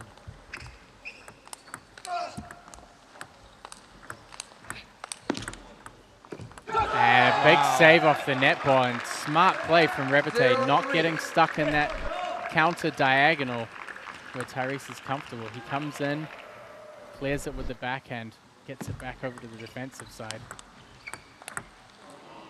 It looked like that ball might have caught the edge of the paddle by Tyrese on the second forehand loop, but that was a full swing to get on the board. Rebete with the serve, leading 3-1. Oh, just 4-1. counters it away. Looks like it might have mishit a little bit on the racket. It could have caught, I don't know. I mean, It looked cleanish. It looked clean. It looked short, like he but- just made a heck of an angled shot. Yeah, Rebete's pumped out there. Yeah, he's just sending over, and there's a timeout for the paddlers. Timeout. That's their second timeout. Paddlers. They only have 2 timeouts during the individual matches. They'll get 1 more each per team. Or 1, I should say, 1 in the Golden Game. When you Okay. think about Switzerland, don't you think So, about so beauty the and nature issue is and here just is that, relax that people that are everything is looking easygoing? for your attack. How can you But in attack? competitive sport, you have So one he's trying to take mission. away your attack with short. Outperform He's your trying to opponents. make you to chop. Think He's about trying it. to, Roger everything he's Federer, doing is taking away your Switzerland, attack. Johan Rebete, You have to also find your Switzerland. attack. Everything is about finding Coincidence? your You attack. tell me. Right? Just saying. So Just saying. So coaches have the right to call timeout, and if they call a timeout and the player says, no, I don't want it, it doesn't matter. The coach has spent that timeout. The coach makes the call here. So I think it'd be really funny if, hypothetically, like Jörg Bitzigeio made a butt dial and accidentally called the timeout. He had a typo and it wasted the team's timeout. Coaches know what's up. What? We've got a coach here. Hey, raise your hand if you're going to be rooting for the Seattle Spinners later on. okay, we can try that too. Let's go. Let's go. Shout out to our coach, Luba Sadowska, who's here. Tyrese Knight getting some good advice from the whole bench, from Coach Christian and Chiwe. I mean, it's just, for Portland, it's a team effort now just to try to get back into this third game. On the other side of the court, Yes, that Rebete just getting the one-on-one, stay focused, continue to do what you're doing, whereas Tyrese has to, as the coach said, get that attack going, and that one is sent quite long. But he is going for those chances, and that's kind of backhand swipe that he played in the first point. You can see him changing things up, but is he putting now too much pressure on himself to try and attack? Yeah, he's swinging regardless of if the shot's there. I think there's a difference between initiating the attack and trying to win points so quickly. Rebete still with a 7-3 lead here in the third. And that's a little short. That's a a loopable ball, but not a finishable ball, as Tyrese went for the wide forehand. up in the last singles. Singles number 4 next is Nandan Naresh against Cole. That's going to be an exciting match. 8-4.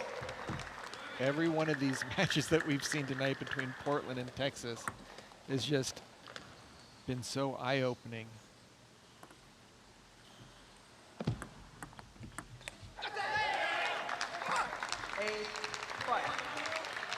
Knight needs this point to get back within 2 and then to get the serve. And you can just see 5 The expression on Rebete. Exactly what he needed to get done.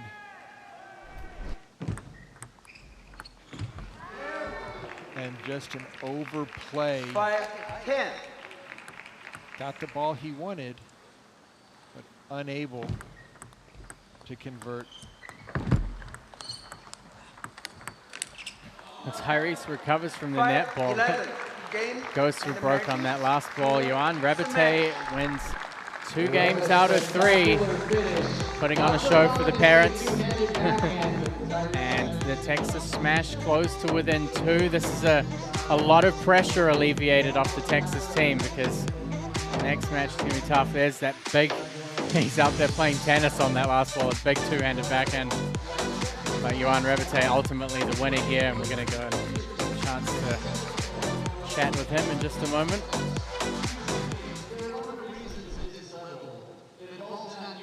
Johan, congratulations. Great performance to take 2 for you there, especially given the team situation with the points. I mean, these were really important for you, but first and foremost, your parents are here from Switzerland. Yeah, exactly. How is it to have them here on the sideline playing in the US? It's incredible. It's incredible. It's only a bonus. Like, I really enjoy having them. They've been supporting me like since a very young age, so it's really cool. So my thought is, when you came out, it seemed like the timing was a little bit off. Do you know what happened in the beginning of the first game? I mean, I was prepared because he's able to play like crazy good shots. He has an amazing feeling, and I was a bit nervous in the beginning. Also, there's a lot of distraction this weekend in our team, a lot of uncertainties, and like, okay, we have to deal with that. So of course everybody is a bit like nervous, but it's getting better as the match goes by. And do you usually get the opportunity to play with defensive players often, or is it a style that you're comfortable with? Yeah, I actually play with a chopper in Switzerland all the time, but he has like a soft, so like short pimple, so it's a bit different. But yeah, I was accustomed to it. Well, congratulations. You've given Texas a good pushback there, and good luck for the Golden Game. We'll see you there. Thanks a lot. So Johan Rebete taking the 2 games out of 3. As you said, a little bit of a slow start from him in the first, but he clutched up and came through there. Texas still trailing by 2 games, but even if Cole sweeps 3-0 here, they ensure that they're alive during the Golden Game, and that was really important there in that match between Tyrese and Johan Rebete to ensure that Texas stays alive. Nandan, of course, straight back from Busan, where he just played the World Team Championships, so a long flight to get here for him, and it's going to be interesting to see how him and also Nikhil do. Yeah, no, time change alone is not easy on the body, and again, I'm sure that Portland is hoping to get a sweep here if possible, and then to take that momentum into the Golden Game and possibly add or pad another 6 points. We've seen, you know, Evan normally has every stat under the sun about what it means to go into with that 5-point deficit. Yes. So I'm thinking Texas is going to have a very difficult time. I think it's 90%. Yeah, so it's really going to be Nandan's effort right now to see if he can bring that. And here we have. Yeah, there they are. It's actually almost 93% probability of winning. It's 26 and 2 Golden Games have been won by the team that goes in leading 5-0. So Nandan, even by winning 1 game, can potentially save 30% discount of the season.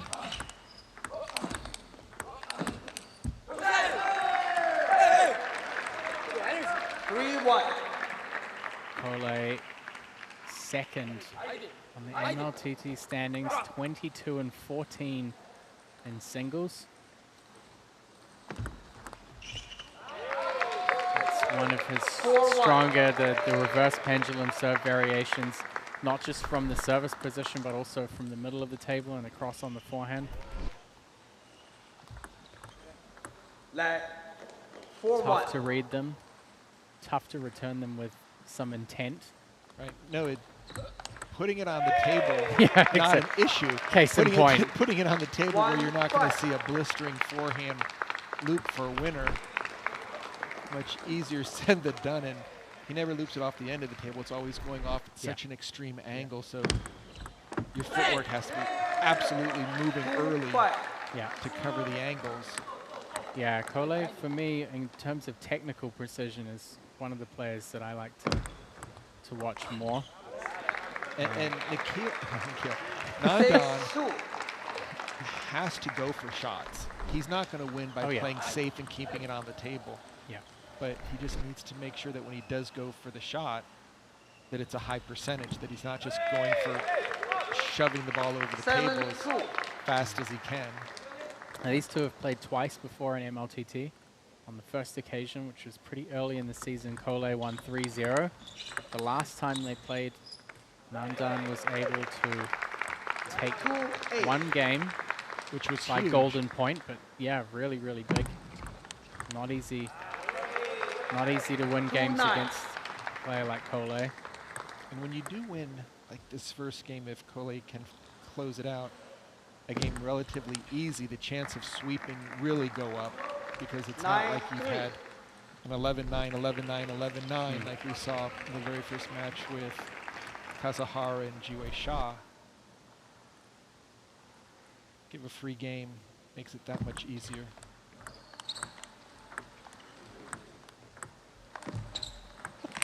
Oh, and there's some weirdness going on out there. I mean, we actually saw this the last time that they both played. Nandan just played some unreal kind of touch and feeling shots, but Kole had the measure of them out there in that point.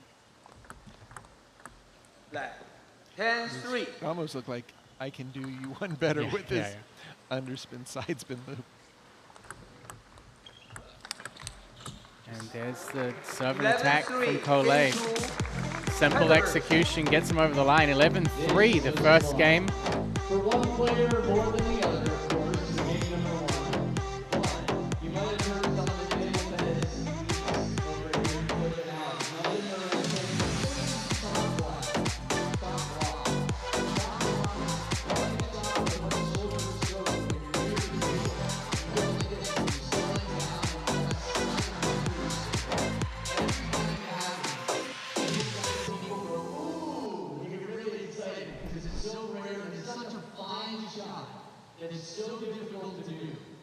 out. Decisive start there from Kole.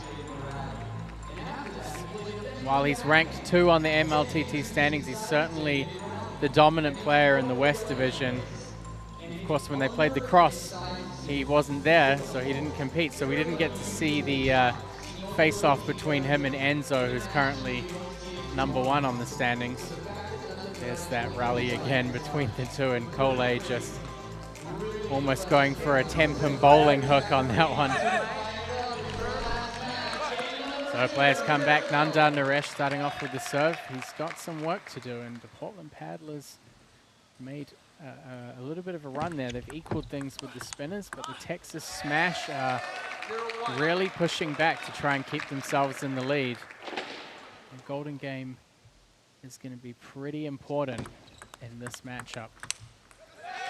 You know, when the top and the bottom, you go into the weekend, there's only 11 points of separation. 6-point golden game is it's a pretty big opportunity for all teams. If you can win 2 out of the 3 golden games this weekend, you're almost guaranteed to be moving up in the standings or holding your space.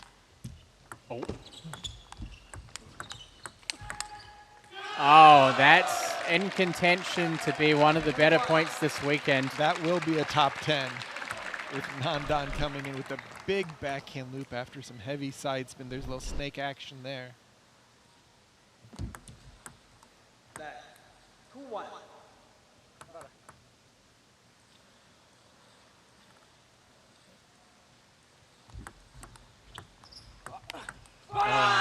Great over the table backhand play by Nandan.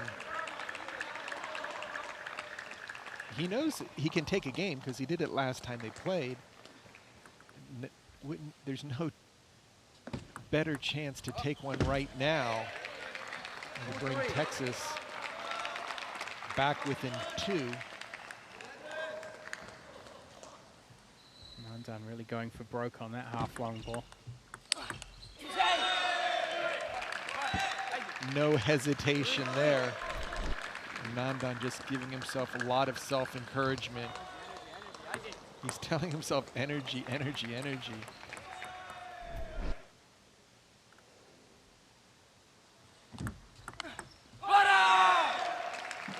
Straight off the serve, aggressive. Certainly being more assertive. I mean, he knows that he has to play his A game throughout the entirety of the match. Oh, look at that. 5-3. I was amazed that Cole was able to return the serve return. He put it back on, and then Nandan didn't move an inch and just put another one. Oh. You could only stand there and watch that. The angle out to the wide forehand corner from Cole. Cole certainly seems more comfortable with Nandan's forehand than the backhand punches. And that's super control by Cole. Dropping it, taking the big backhand away. Cole focusing on position right now. Nandan trying to get his backhand to land.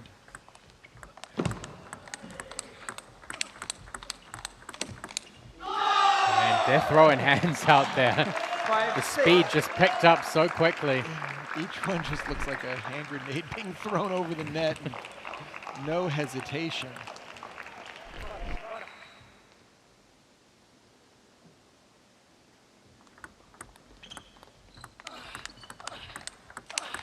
The question is, can Nandan sustain that level of aggressiveness? I've brushed on this before commentating. I've commentated a lot of Cole's matches in the US in a lot of tournaments. And players have to raise their aggressiveness consistently throughout an entire match so that they can put enough pressure on him to the point where they find a gap in the table, even if it's at a very crazy wide short angle. That was unreal. I mean, just a reactionary backhand angle. And Cole just goes tighter and tighter, spinnier and spinnier. His blocks just become lower and lower as the game gets towards the end. There's just not a lot of angles to work with when he's dropping the serve. There's a reason he's won the US Open twice. And any loose ball, he's going to put away to a location that no one's counterattacking. There's your prompt to join the MLTT Fantasy League at fantasizer.com. I think you've got Cole. Yeah. And I opted. He wasn't cheap. No. For good reason. I'm thankful that I got Rachel. As they stormed back in the doubles, as well as Kazahara. So I love the Fantasy League just because it really gives you that little bit of added vested interest in the players. I think that's so important. You know, getting invested behind the teams and the players is something that's somewhat been missing in table tennis. And having the Fantasy League really adds a little bit of competition outside the table too. Well, you can have a favorite team from a region, but then you can also create your own team. Yep. Which you can go for the upsets, or you can. This week I've got all the women. I'm figuring that they're going to get points in the doubles and the golden game, because sometimes your players don't actually get out on the court. Yeah. When the coaches have to choose the lineup. But look at Cole. Just storms back into it. 10-8. Just reels Nandan back in, who's just playing above his weight level.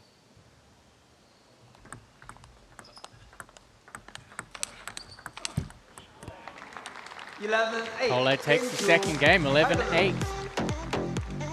So the Portland Paddlers inch closer to that all-important lead going into the golden game. Right now, guaranteed 3-point lead, but they could get a 5-point lead, and this game moves them ahead of the Seattle Spinners on the standings. Of course, the Spinners are going to play again. Well, they're going to play for the first time this weekend tonight against the Bay Area Blasters. But the Paddlers making up some ground here from the bottom of the table into third. Because 5 points have already been scored by Texas match, even if this last game is won by Portland Packers, it would be 10-5. Now, for the remaining season, for the playoffs, the maximum lead any team can have coming into the Golden Game is 5 points, which would be 5-0 heading start in game 21. I'm curious to see what happens when we bring digital door over the Golden Game lineup. Time. We'll see one more game until that moment of suspense has been answered. Let's go away waiting for another rush. Come unplugging his coach for the time being. Final game before the Golden Game. So Kole will start us off with the serve. Game 3. Paddler We'll serve. see if Nandan can 0-0. raise the bar and capture a game here, or whether Kole is going to take the sweep. I've seen Nandan taking some big backhand risks out there. But you've got to hit 3 or 4 of them to try and win a point. Really tough to sustain, and Kole 1-0. looks pretty comfortable out there. Just great opening, stepping around, finding the hole on the other side of the table.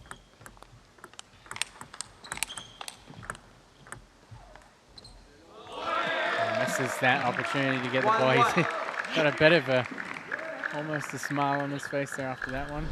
Did an amazing job of defending against those backhands. I think Kole knows that if he plays 10 points like that, he's probably going to win 7, because it's such a high risky shot by Nandan to put that amount of speed and pressure on the ball.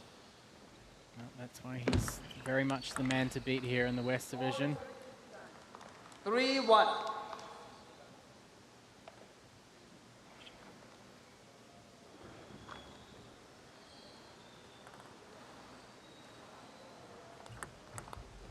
Those fantasy points are looking very well spent at this juncture. Both. I told you, man, he's not expensive for no reason. Again, Timeout. because you know you're going to get mixed doubles points. And then if he's sweeping, and now you've got a chance to get Golden Game I mean, points. look, I learned my lesson. Three-peat or I learned my lesson from the cross division, because in the cross division, I thought, you know, Enzo's is going to be tough on the fantasy budget. So I was like, I'm not going to take Enzo. I mean, these guys are so reliable. They have so much experience and so much technical skill. It's really hard to get away from them. So Nandan's going to pop the headphones in there. Hopefully they end up in ears and not in his drink. All right, times like this. See Coach Jörg Bitzigeio there on the iPad. A little reminder here of the upcoming schedule. We're obviously here at Everett, Washington for the second to last West Division match. The final East Division matchup comes in Lawrenceville, New Jersey in mid-March. That is going to be a big one. I heard tickets are selling out really fast, and it's probably going to be one of the more rowdy East Coast matches. And of course, the West Division ends out in early April in Wichita, Kansas, and the top 2 teams at the end of that from West and East Division will face off in the championship weekend in Chicago, and that's at the end of April. You can see that schedule at mltt.com, and of course, if you go /tickets, you can get your tickets to come and see that in person. Certainly much more exciting being here in person. It just steps things up a lot. Not that I don't love the live stream, because, you know, especially the Portland one where I had to watch from home as you guys had the time of your lives. But being there in person is a great experience. Just the sound of the crack of the ball, and then the exultation of the players and their teammates behind them just changes the atmosphere so much. The only thing they miss out on is Evan explaining the difference between an alligator and a crocodile. That's true. But they can watch that on They can watch that on replay, yeah. In slow motion if necessary. Cole's 6-1 here in the third. He's not looking back at all. And he's upped it a little bit, so that just puts that much more pressure on Nandan, which for this golden game, a 5-point lead likely.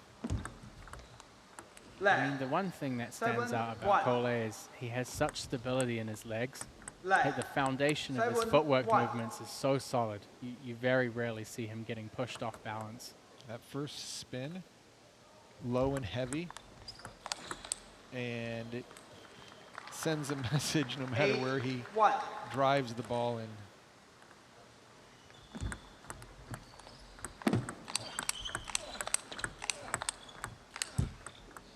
Nice counterattacks by both players. Cole's final backhand catches the net on his side of the table. It's like Nandan is going to add a little Dima Ovtcharov forehand. High toss. Tomahawk action. Tomahawk. Shout out to Dima. And that converts for Nandan. He takes 2 points with one of the owners of the Princeton Revolution. Well-known service technique.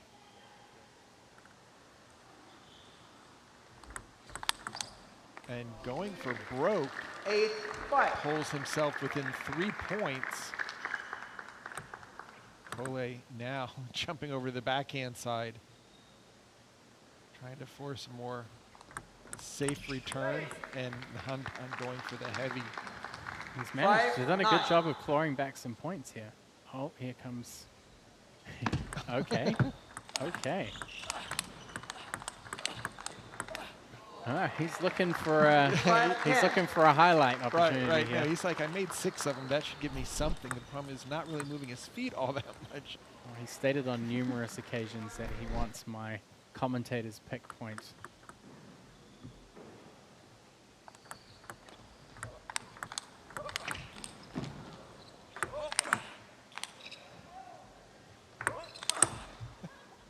Here we go.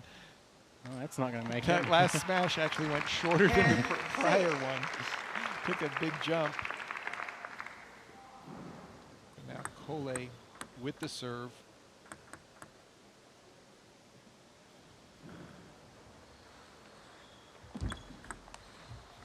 Gets it done. The ball sails long. Cole with a 3-0 sweep, 11-6 in the third. And the Portland Paddlers will go into the Golden Game 10-5. They have a maximum 5-point lead.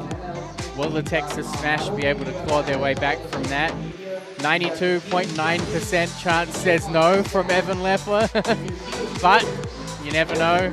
Stats are all passed, so we've got a Golden Game coming up in just a few moments.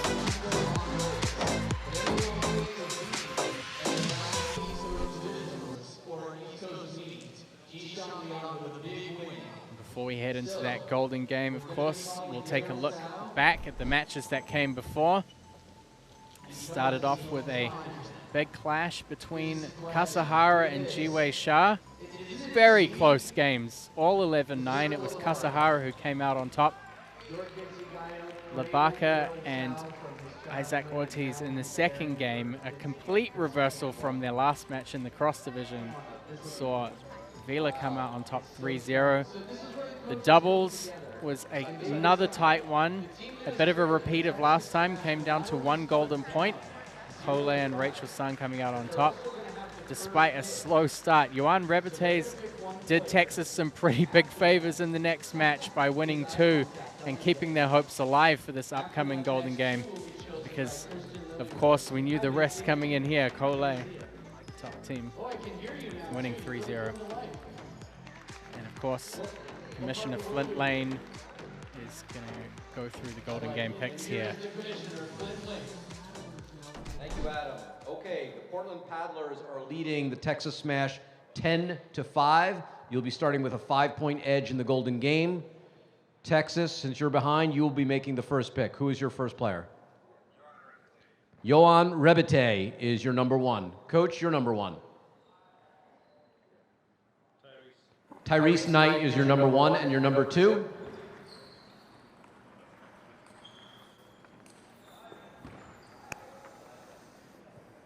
Curly. Kole is your number 2. Hiromitsu Kasahara is your number 2, and your number 3? I go with Nandan Naresh. Nandan Naresh is your number 3. Coach, your 3. Jiwei.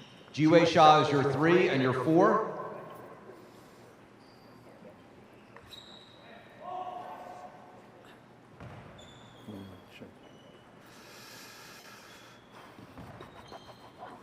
Isaac. Isaac Villa Ortiz is your 4. Coach? I go with Lebaka. Nishant Labaka is your 4, making Amy Wong your 5, making Rachel Sung your 5. Good luck, coaches. So there's your order for the Golden Game. Not too many shift-ups. Nandan Naresh will come up against Jiwei Shah. Kole comes up against Kasahara, and of course we have Amy Wong facing off against Rachel Sung. So the Portland Paddlers start with 5 points. That means there's going to be 3 points starting here. The players switch in multiples of 4, so 3 on the first, and then players will switch every 4 points. Following that, they play 1 game to 21, and it's worth 6 points overall. So it looks like we're missing. Umpire's gone umpire. to the. He's taking a little bit of a relieving break. Well, you can see their team's leading 5-0, won 26-2, so almost 93%. That bodes well for Portland, but Texas could definitely add to that 2-side tally there. Was Portland one of the teams that was leading 5-0? I think they might have been. Evan! Where is our statistician? You know what? This is the part where I say I still don't know. I think they might have been. If any other teams might have been up 5-0, it would have either been Seattle. Yeah, you're right. It was actually in week 2, and Portland were 9-6 going into the Golden Game. Texas won the Golden Game. Oh, big point by Tyrese. That was a 3-point lead, though. And this is why I think Coach Lillerose put him in to do that shot making.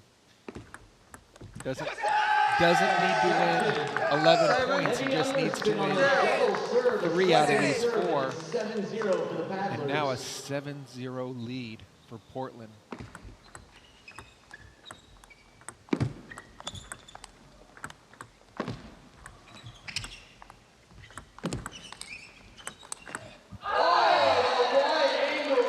So actually it was Portland who trailed 5-0 against Seattle in September and came back. And then the other one was Carolina being 5-0 down against Princeton. So no 5-0 comebacks for Texas yet. So they're going to have to write the history books here. Well, this is a 7-1 right now, and got the 2 biggest hitters out on the table. Ole just bracing himself after that backhand. The speed coming from Kasahara. They need to check that ball for roundness. That was such a big bomb. But Kasahara stepped around. It'll be 2 serving 7.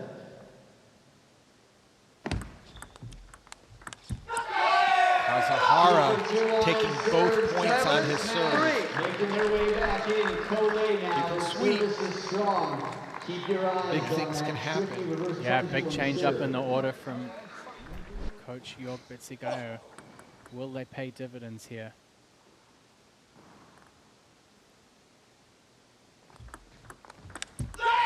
And Kasahara just plastering the backhand of Kole. His backhand has been tremendous here in Everett, just jumping on every ball, especially the short balls.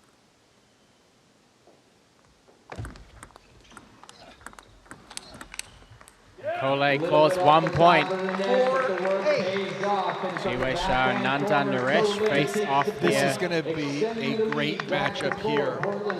Jiwei Shah, keeping the ball on the table. Nandan's just been going for broke in his last match where he was swept by Collet.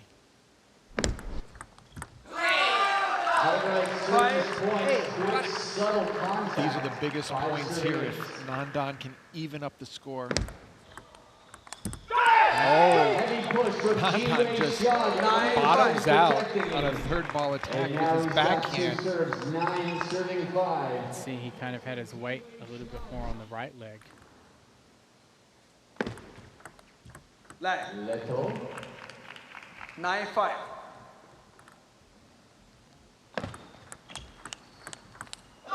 And Nandan just showing that backhand off the bounce prowess.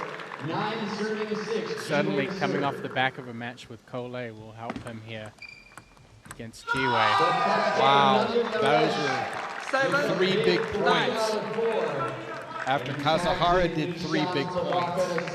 It's a 6-2 run. And now we get a repeat. Yeah. Which way are we going to go? Are we going to go cross division or are we going to go this Seattle? Momentum says Lebaka's got to go for some hits.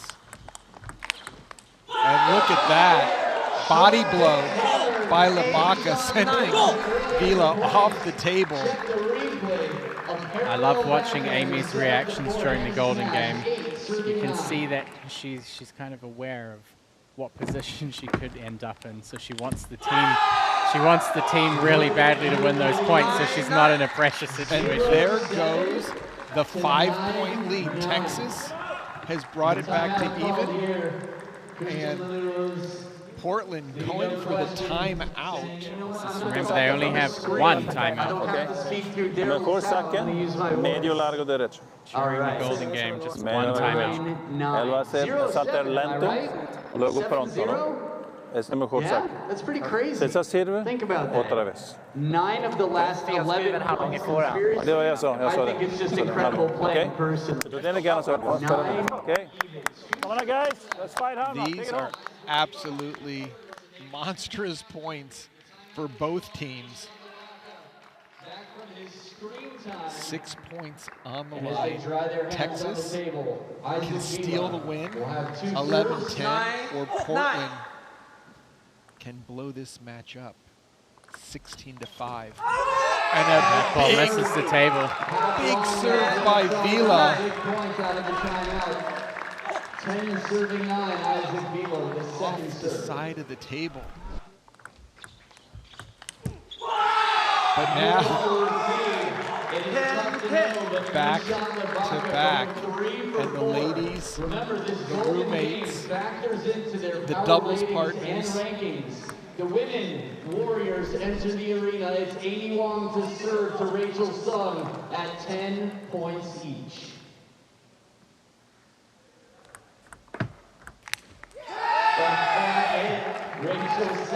Just a bit outside, Amy going for the smash, missing the table. Rachel Sung is 23 and 30 in Golden Games. Amy Wong 32 and 20.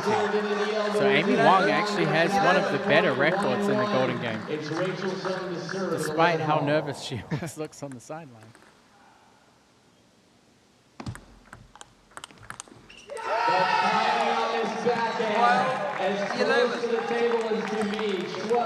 Every point matters. 6 points for the team. Rachel gets up over the table with the forehand flick. It actually looked like, and the Texas players are asking, it looked like the umpire raised her hand So it'll be 11 serving 13. during the service like she was calling a let. I don't know if either the players saw it, but the Texas bench did see it. But now we're right back. Rabate gets a second chance here at Tyrese Knight. A 1-point game once again, 12-13. Looks like Tyrese is ready to get that forehand into play. There it is. Big point. I could see him moving his shorts to give himself a little bit Taking flight 14-12. more comfort knowing that if you're going to step around, you're going to be going low on the stretch. Oh, that clips the net and dribbles over. That is a dribbler. And Portland jumping 3 points out. Knight with the serve. Ball kick calling here. Ball boy needs to. Good speed to make up for lost time.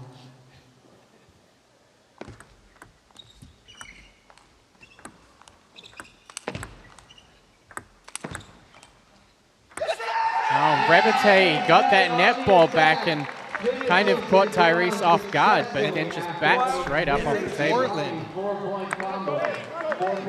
Since the Rachel sung, they've just completely changed the momentum. And now the two big hitters again.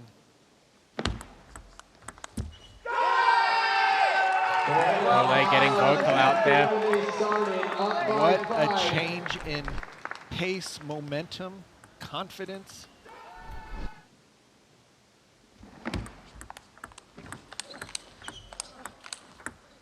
Oh, decisive play from both players. Cole opening the rally with a pretty formidable forehand flick. Kasahara just ripping the ball at the backhand from the backcourt. How did he manage that last backhand attack from the backcourt? Swing and a miss to bring it within 4.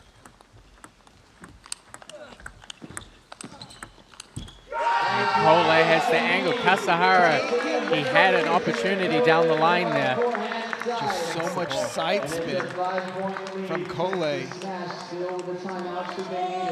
And now with the serve.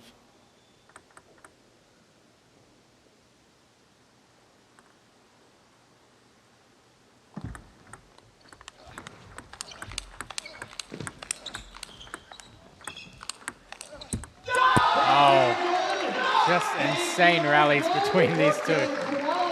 Kasahara gets out of that forehand exchange. The heart and soul of Portland, Jiwei Shah, has a 4-point lead, but Nandan Naresh. This is where things started closing in last time. Exactly. But the net balls have been falling on Portland's side, starting with Tyrese against Rebete, and now Jiwei Shah. 2 points away.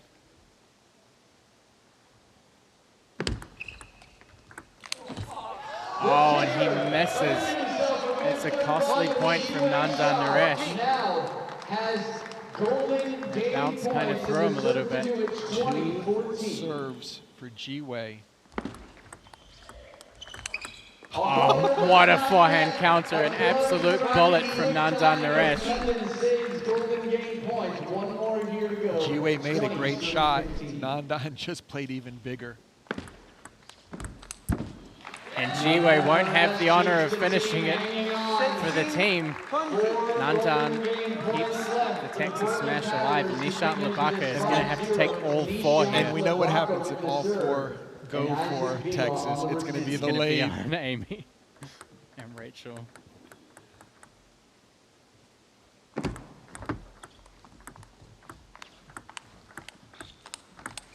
And Isaac Vila gets the win for the Portland Paddlers. A pretty subdued response there from the team. 21-16 in the Golden Game. And the Portland Paddlers will win this opening match of Week 11, 16-5. And that is huge. The sense of relief on Portland after going up. Now they're into the celebration with Rachel in the center. Not really getting much air on her jumps, but Portland back in the playoff race with a 16-5 victory over the very strong Texas Smash. Golden Game is worth its weight in gold. This is only the first match for these two this weekend. They will both be back tomorrow for their Saturday showdown. Remember, every day this weekend, all 4 teams will play in different combinations. So don't forget you can. So the Portland Paddlers with an opening victory here and at the beginning of our Everett, Washington weekend here. We're going to have a chat with, I'd imagine it will be a very delighted coach Christian Lilierose, who'll be with us in just a moment. Follow Major League Table Tennis on Certainly Instagram, some ups and Facebook, downs. TikTok, and You look at the Twitter, standings and it brings the Portland Paddlers are drawing things back up. 163 points at the top of the table with the Texas Smash. That makes things very interesting after just the first match. It'd be also really interesting to see what happens with the Bay Area and the Spinners. Just imagine if we ended with all the teams. I mean, that's not going to happen, but. All right, we're going to have a little post-victory soiree with Coach Christian here. Christian, congratulations. Must fill you with confidence to get a win and to start the weekend here. Yes. Yeah, if you go back through, I think the one moment that really stood out that probably had you on the edge of your seat was when that 5-0 lead in the Golden Game dissolved. Oh, what goes through your head there? I know a timeout came not too long after it. Yes. How do you get through that? No, first of all, we have struggled with Texas a lot of times in the Golden Game. I remember, I think it was in the first weekend where we had 9-6. Yes. We're leading 3-0 at the Golden Game and losing the Golden Game. So we've been struggling with them in the Golden Game, and I saw the 5-0. This is the the genius with the Golden Game. We're leading 10-5. We have 5-0 straight leading, but we're not safe at all. Yeah. And of course 9-all. I'm shaking in my boots, of course, and called the timeout. And everybody was telling me that I should take the timeout, but a 9-all the timeout, and we had a pretty good plan for Isaac playing against Nishan. So we pulled 2 serves that we know he had problems with, and we were able to get 2 points. So that kind of turned it around, but it was a lot of moments in that Golden Game that was a surprise. Curly had a lot of problems with Kasahara. Kasahara played really well, and I was also surprised how Tyrese played well against Rebetes. He had last 2 games that he played, Rebetes kind of owned him, and now he played so much better in the Golden Game. So this also shows that what happens in a regular match and what happens in a Golden Game is not the same thing. Definitely, yeah. Like 4 points in 3 games is not the same thing. Well, Christian, it also seems like the momentum from the last meeting in Portland has continued. I saw a couple of very key net balls in the Golden Game that I would be remiss not to mention, because I'm sure that the Texas Smash felt each one of those, especially starting with Tyrese getting back into the Golden Game with Johan. Any things that you did to increase those net balls on your side? Because it seems like your players had... Absolutely. We pray to the net gods every day. But we do our things. But it definitely did look, as you passed 10, that the players did get a sense of more confidence. It was like a second win, that they were like, hey, come on, let's get this thing done. And then the sense of relief after the match was over. Oh, absolutely. I mean, there was definitely there was a very tough win, and we were like 9-9, as like anything can happen. Another thing that was also surprised that how good Rachel did.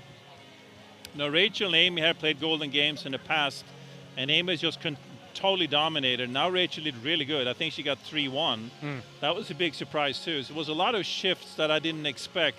Like I thought I was a negative, I got a positive, and the vice versa. So it's like, it's kind of that's the fascination with Golden Game. You never know what's going to happen. Kind of a box of chocolate or something like that.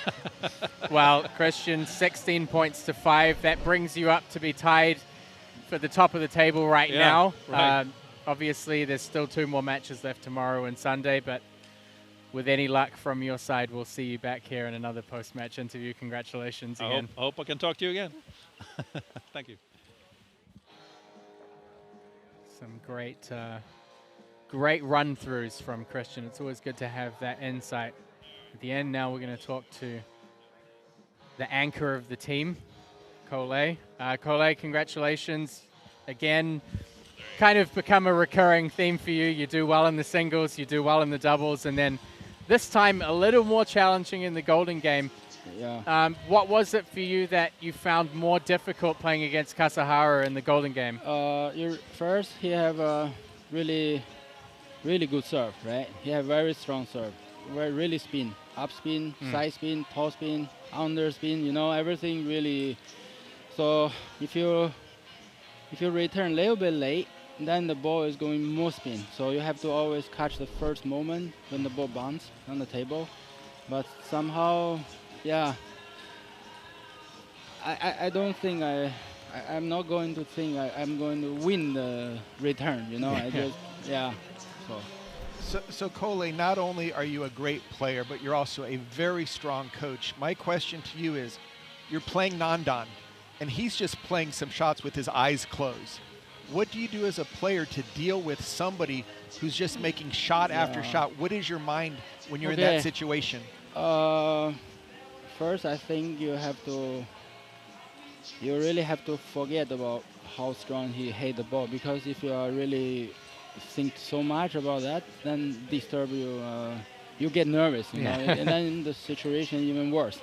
So just let him play, win or lose, and then focus on your serve. Yeah, try to block, you know, And what do you think it's going to take from the team? I mean, obviously you all feel like you have a good chance to make the top 2. It's pretty tight here in the West Division.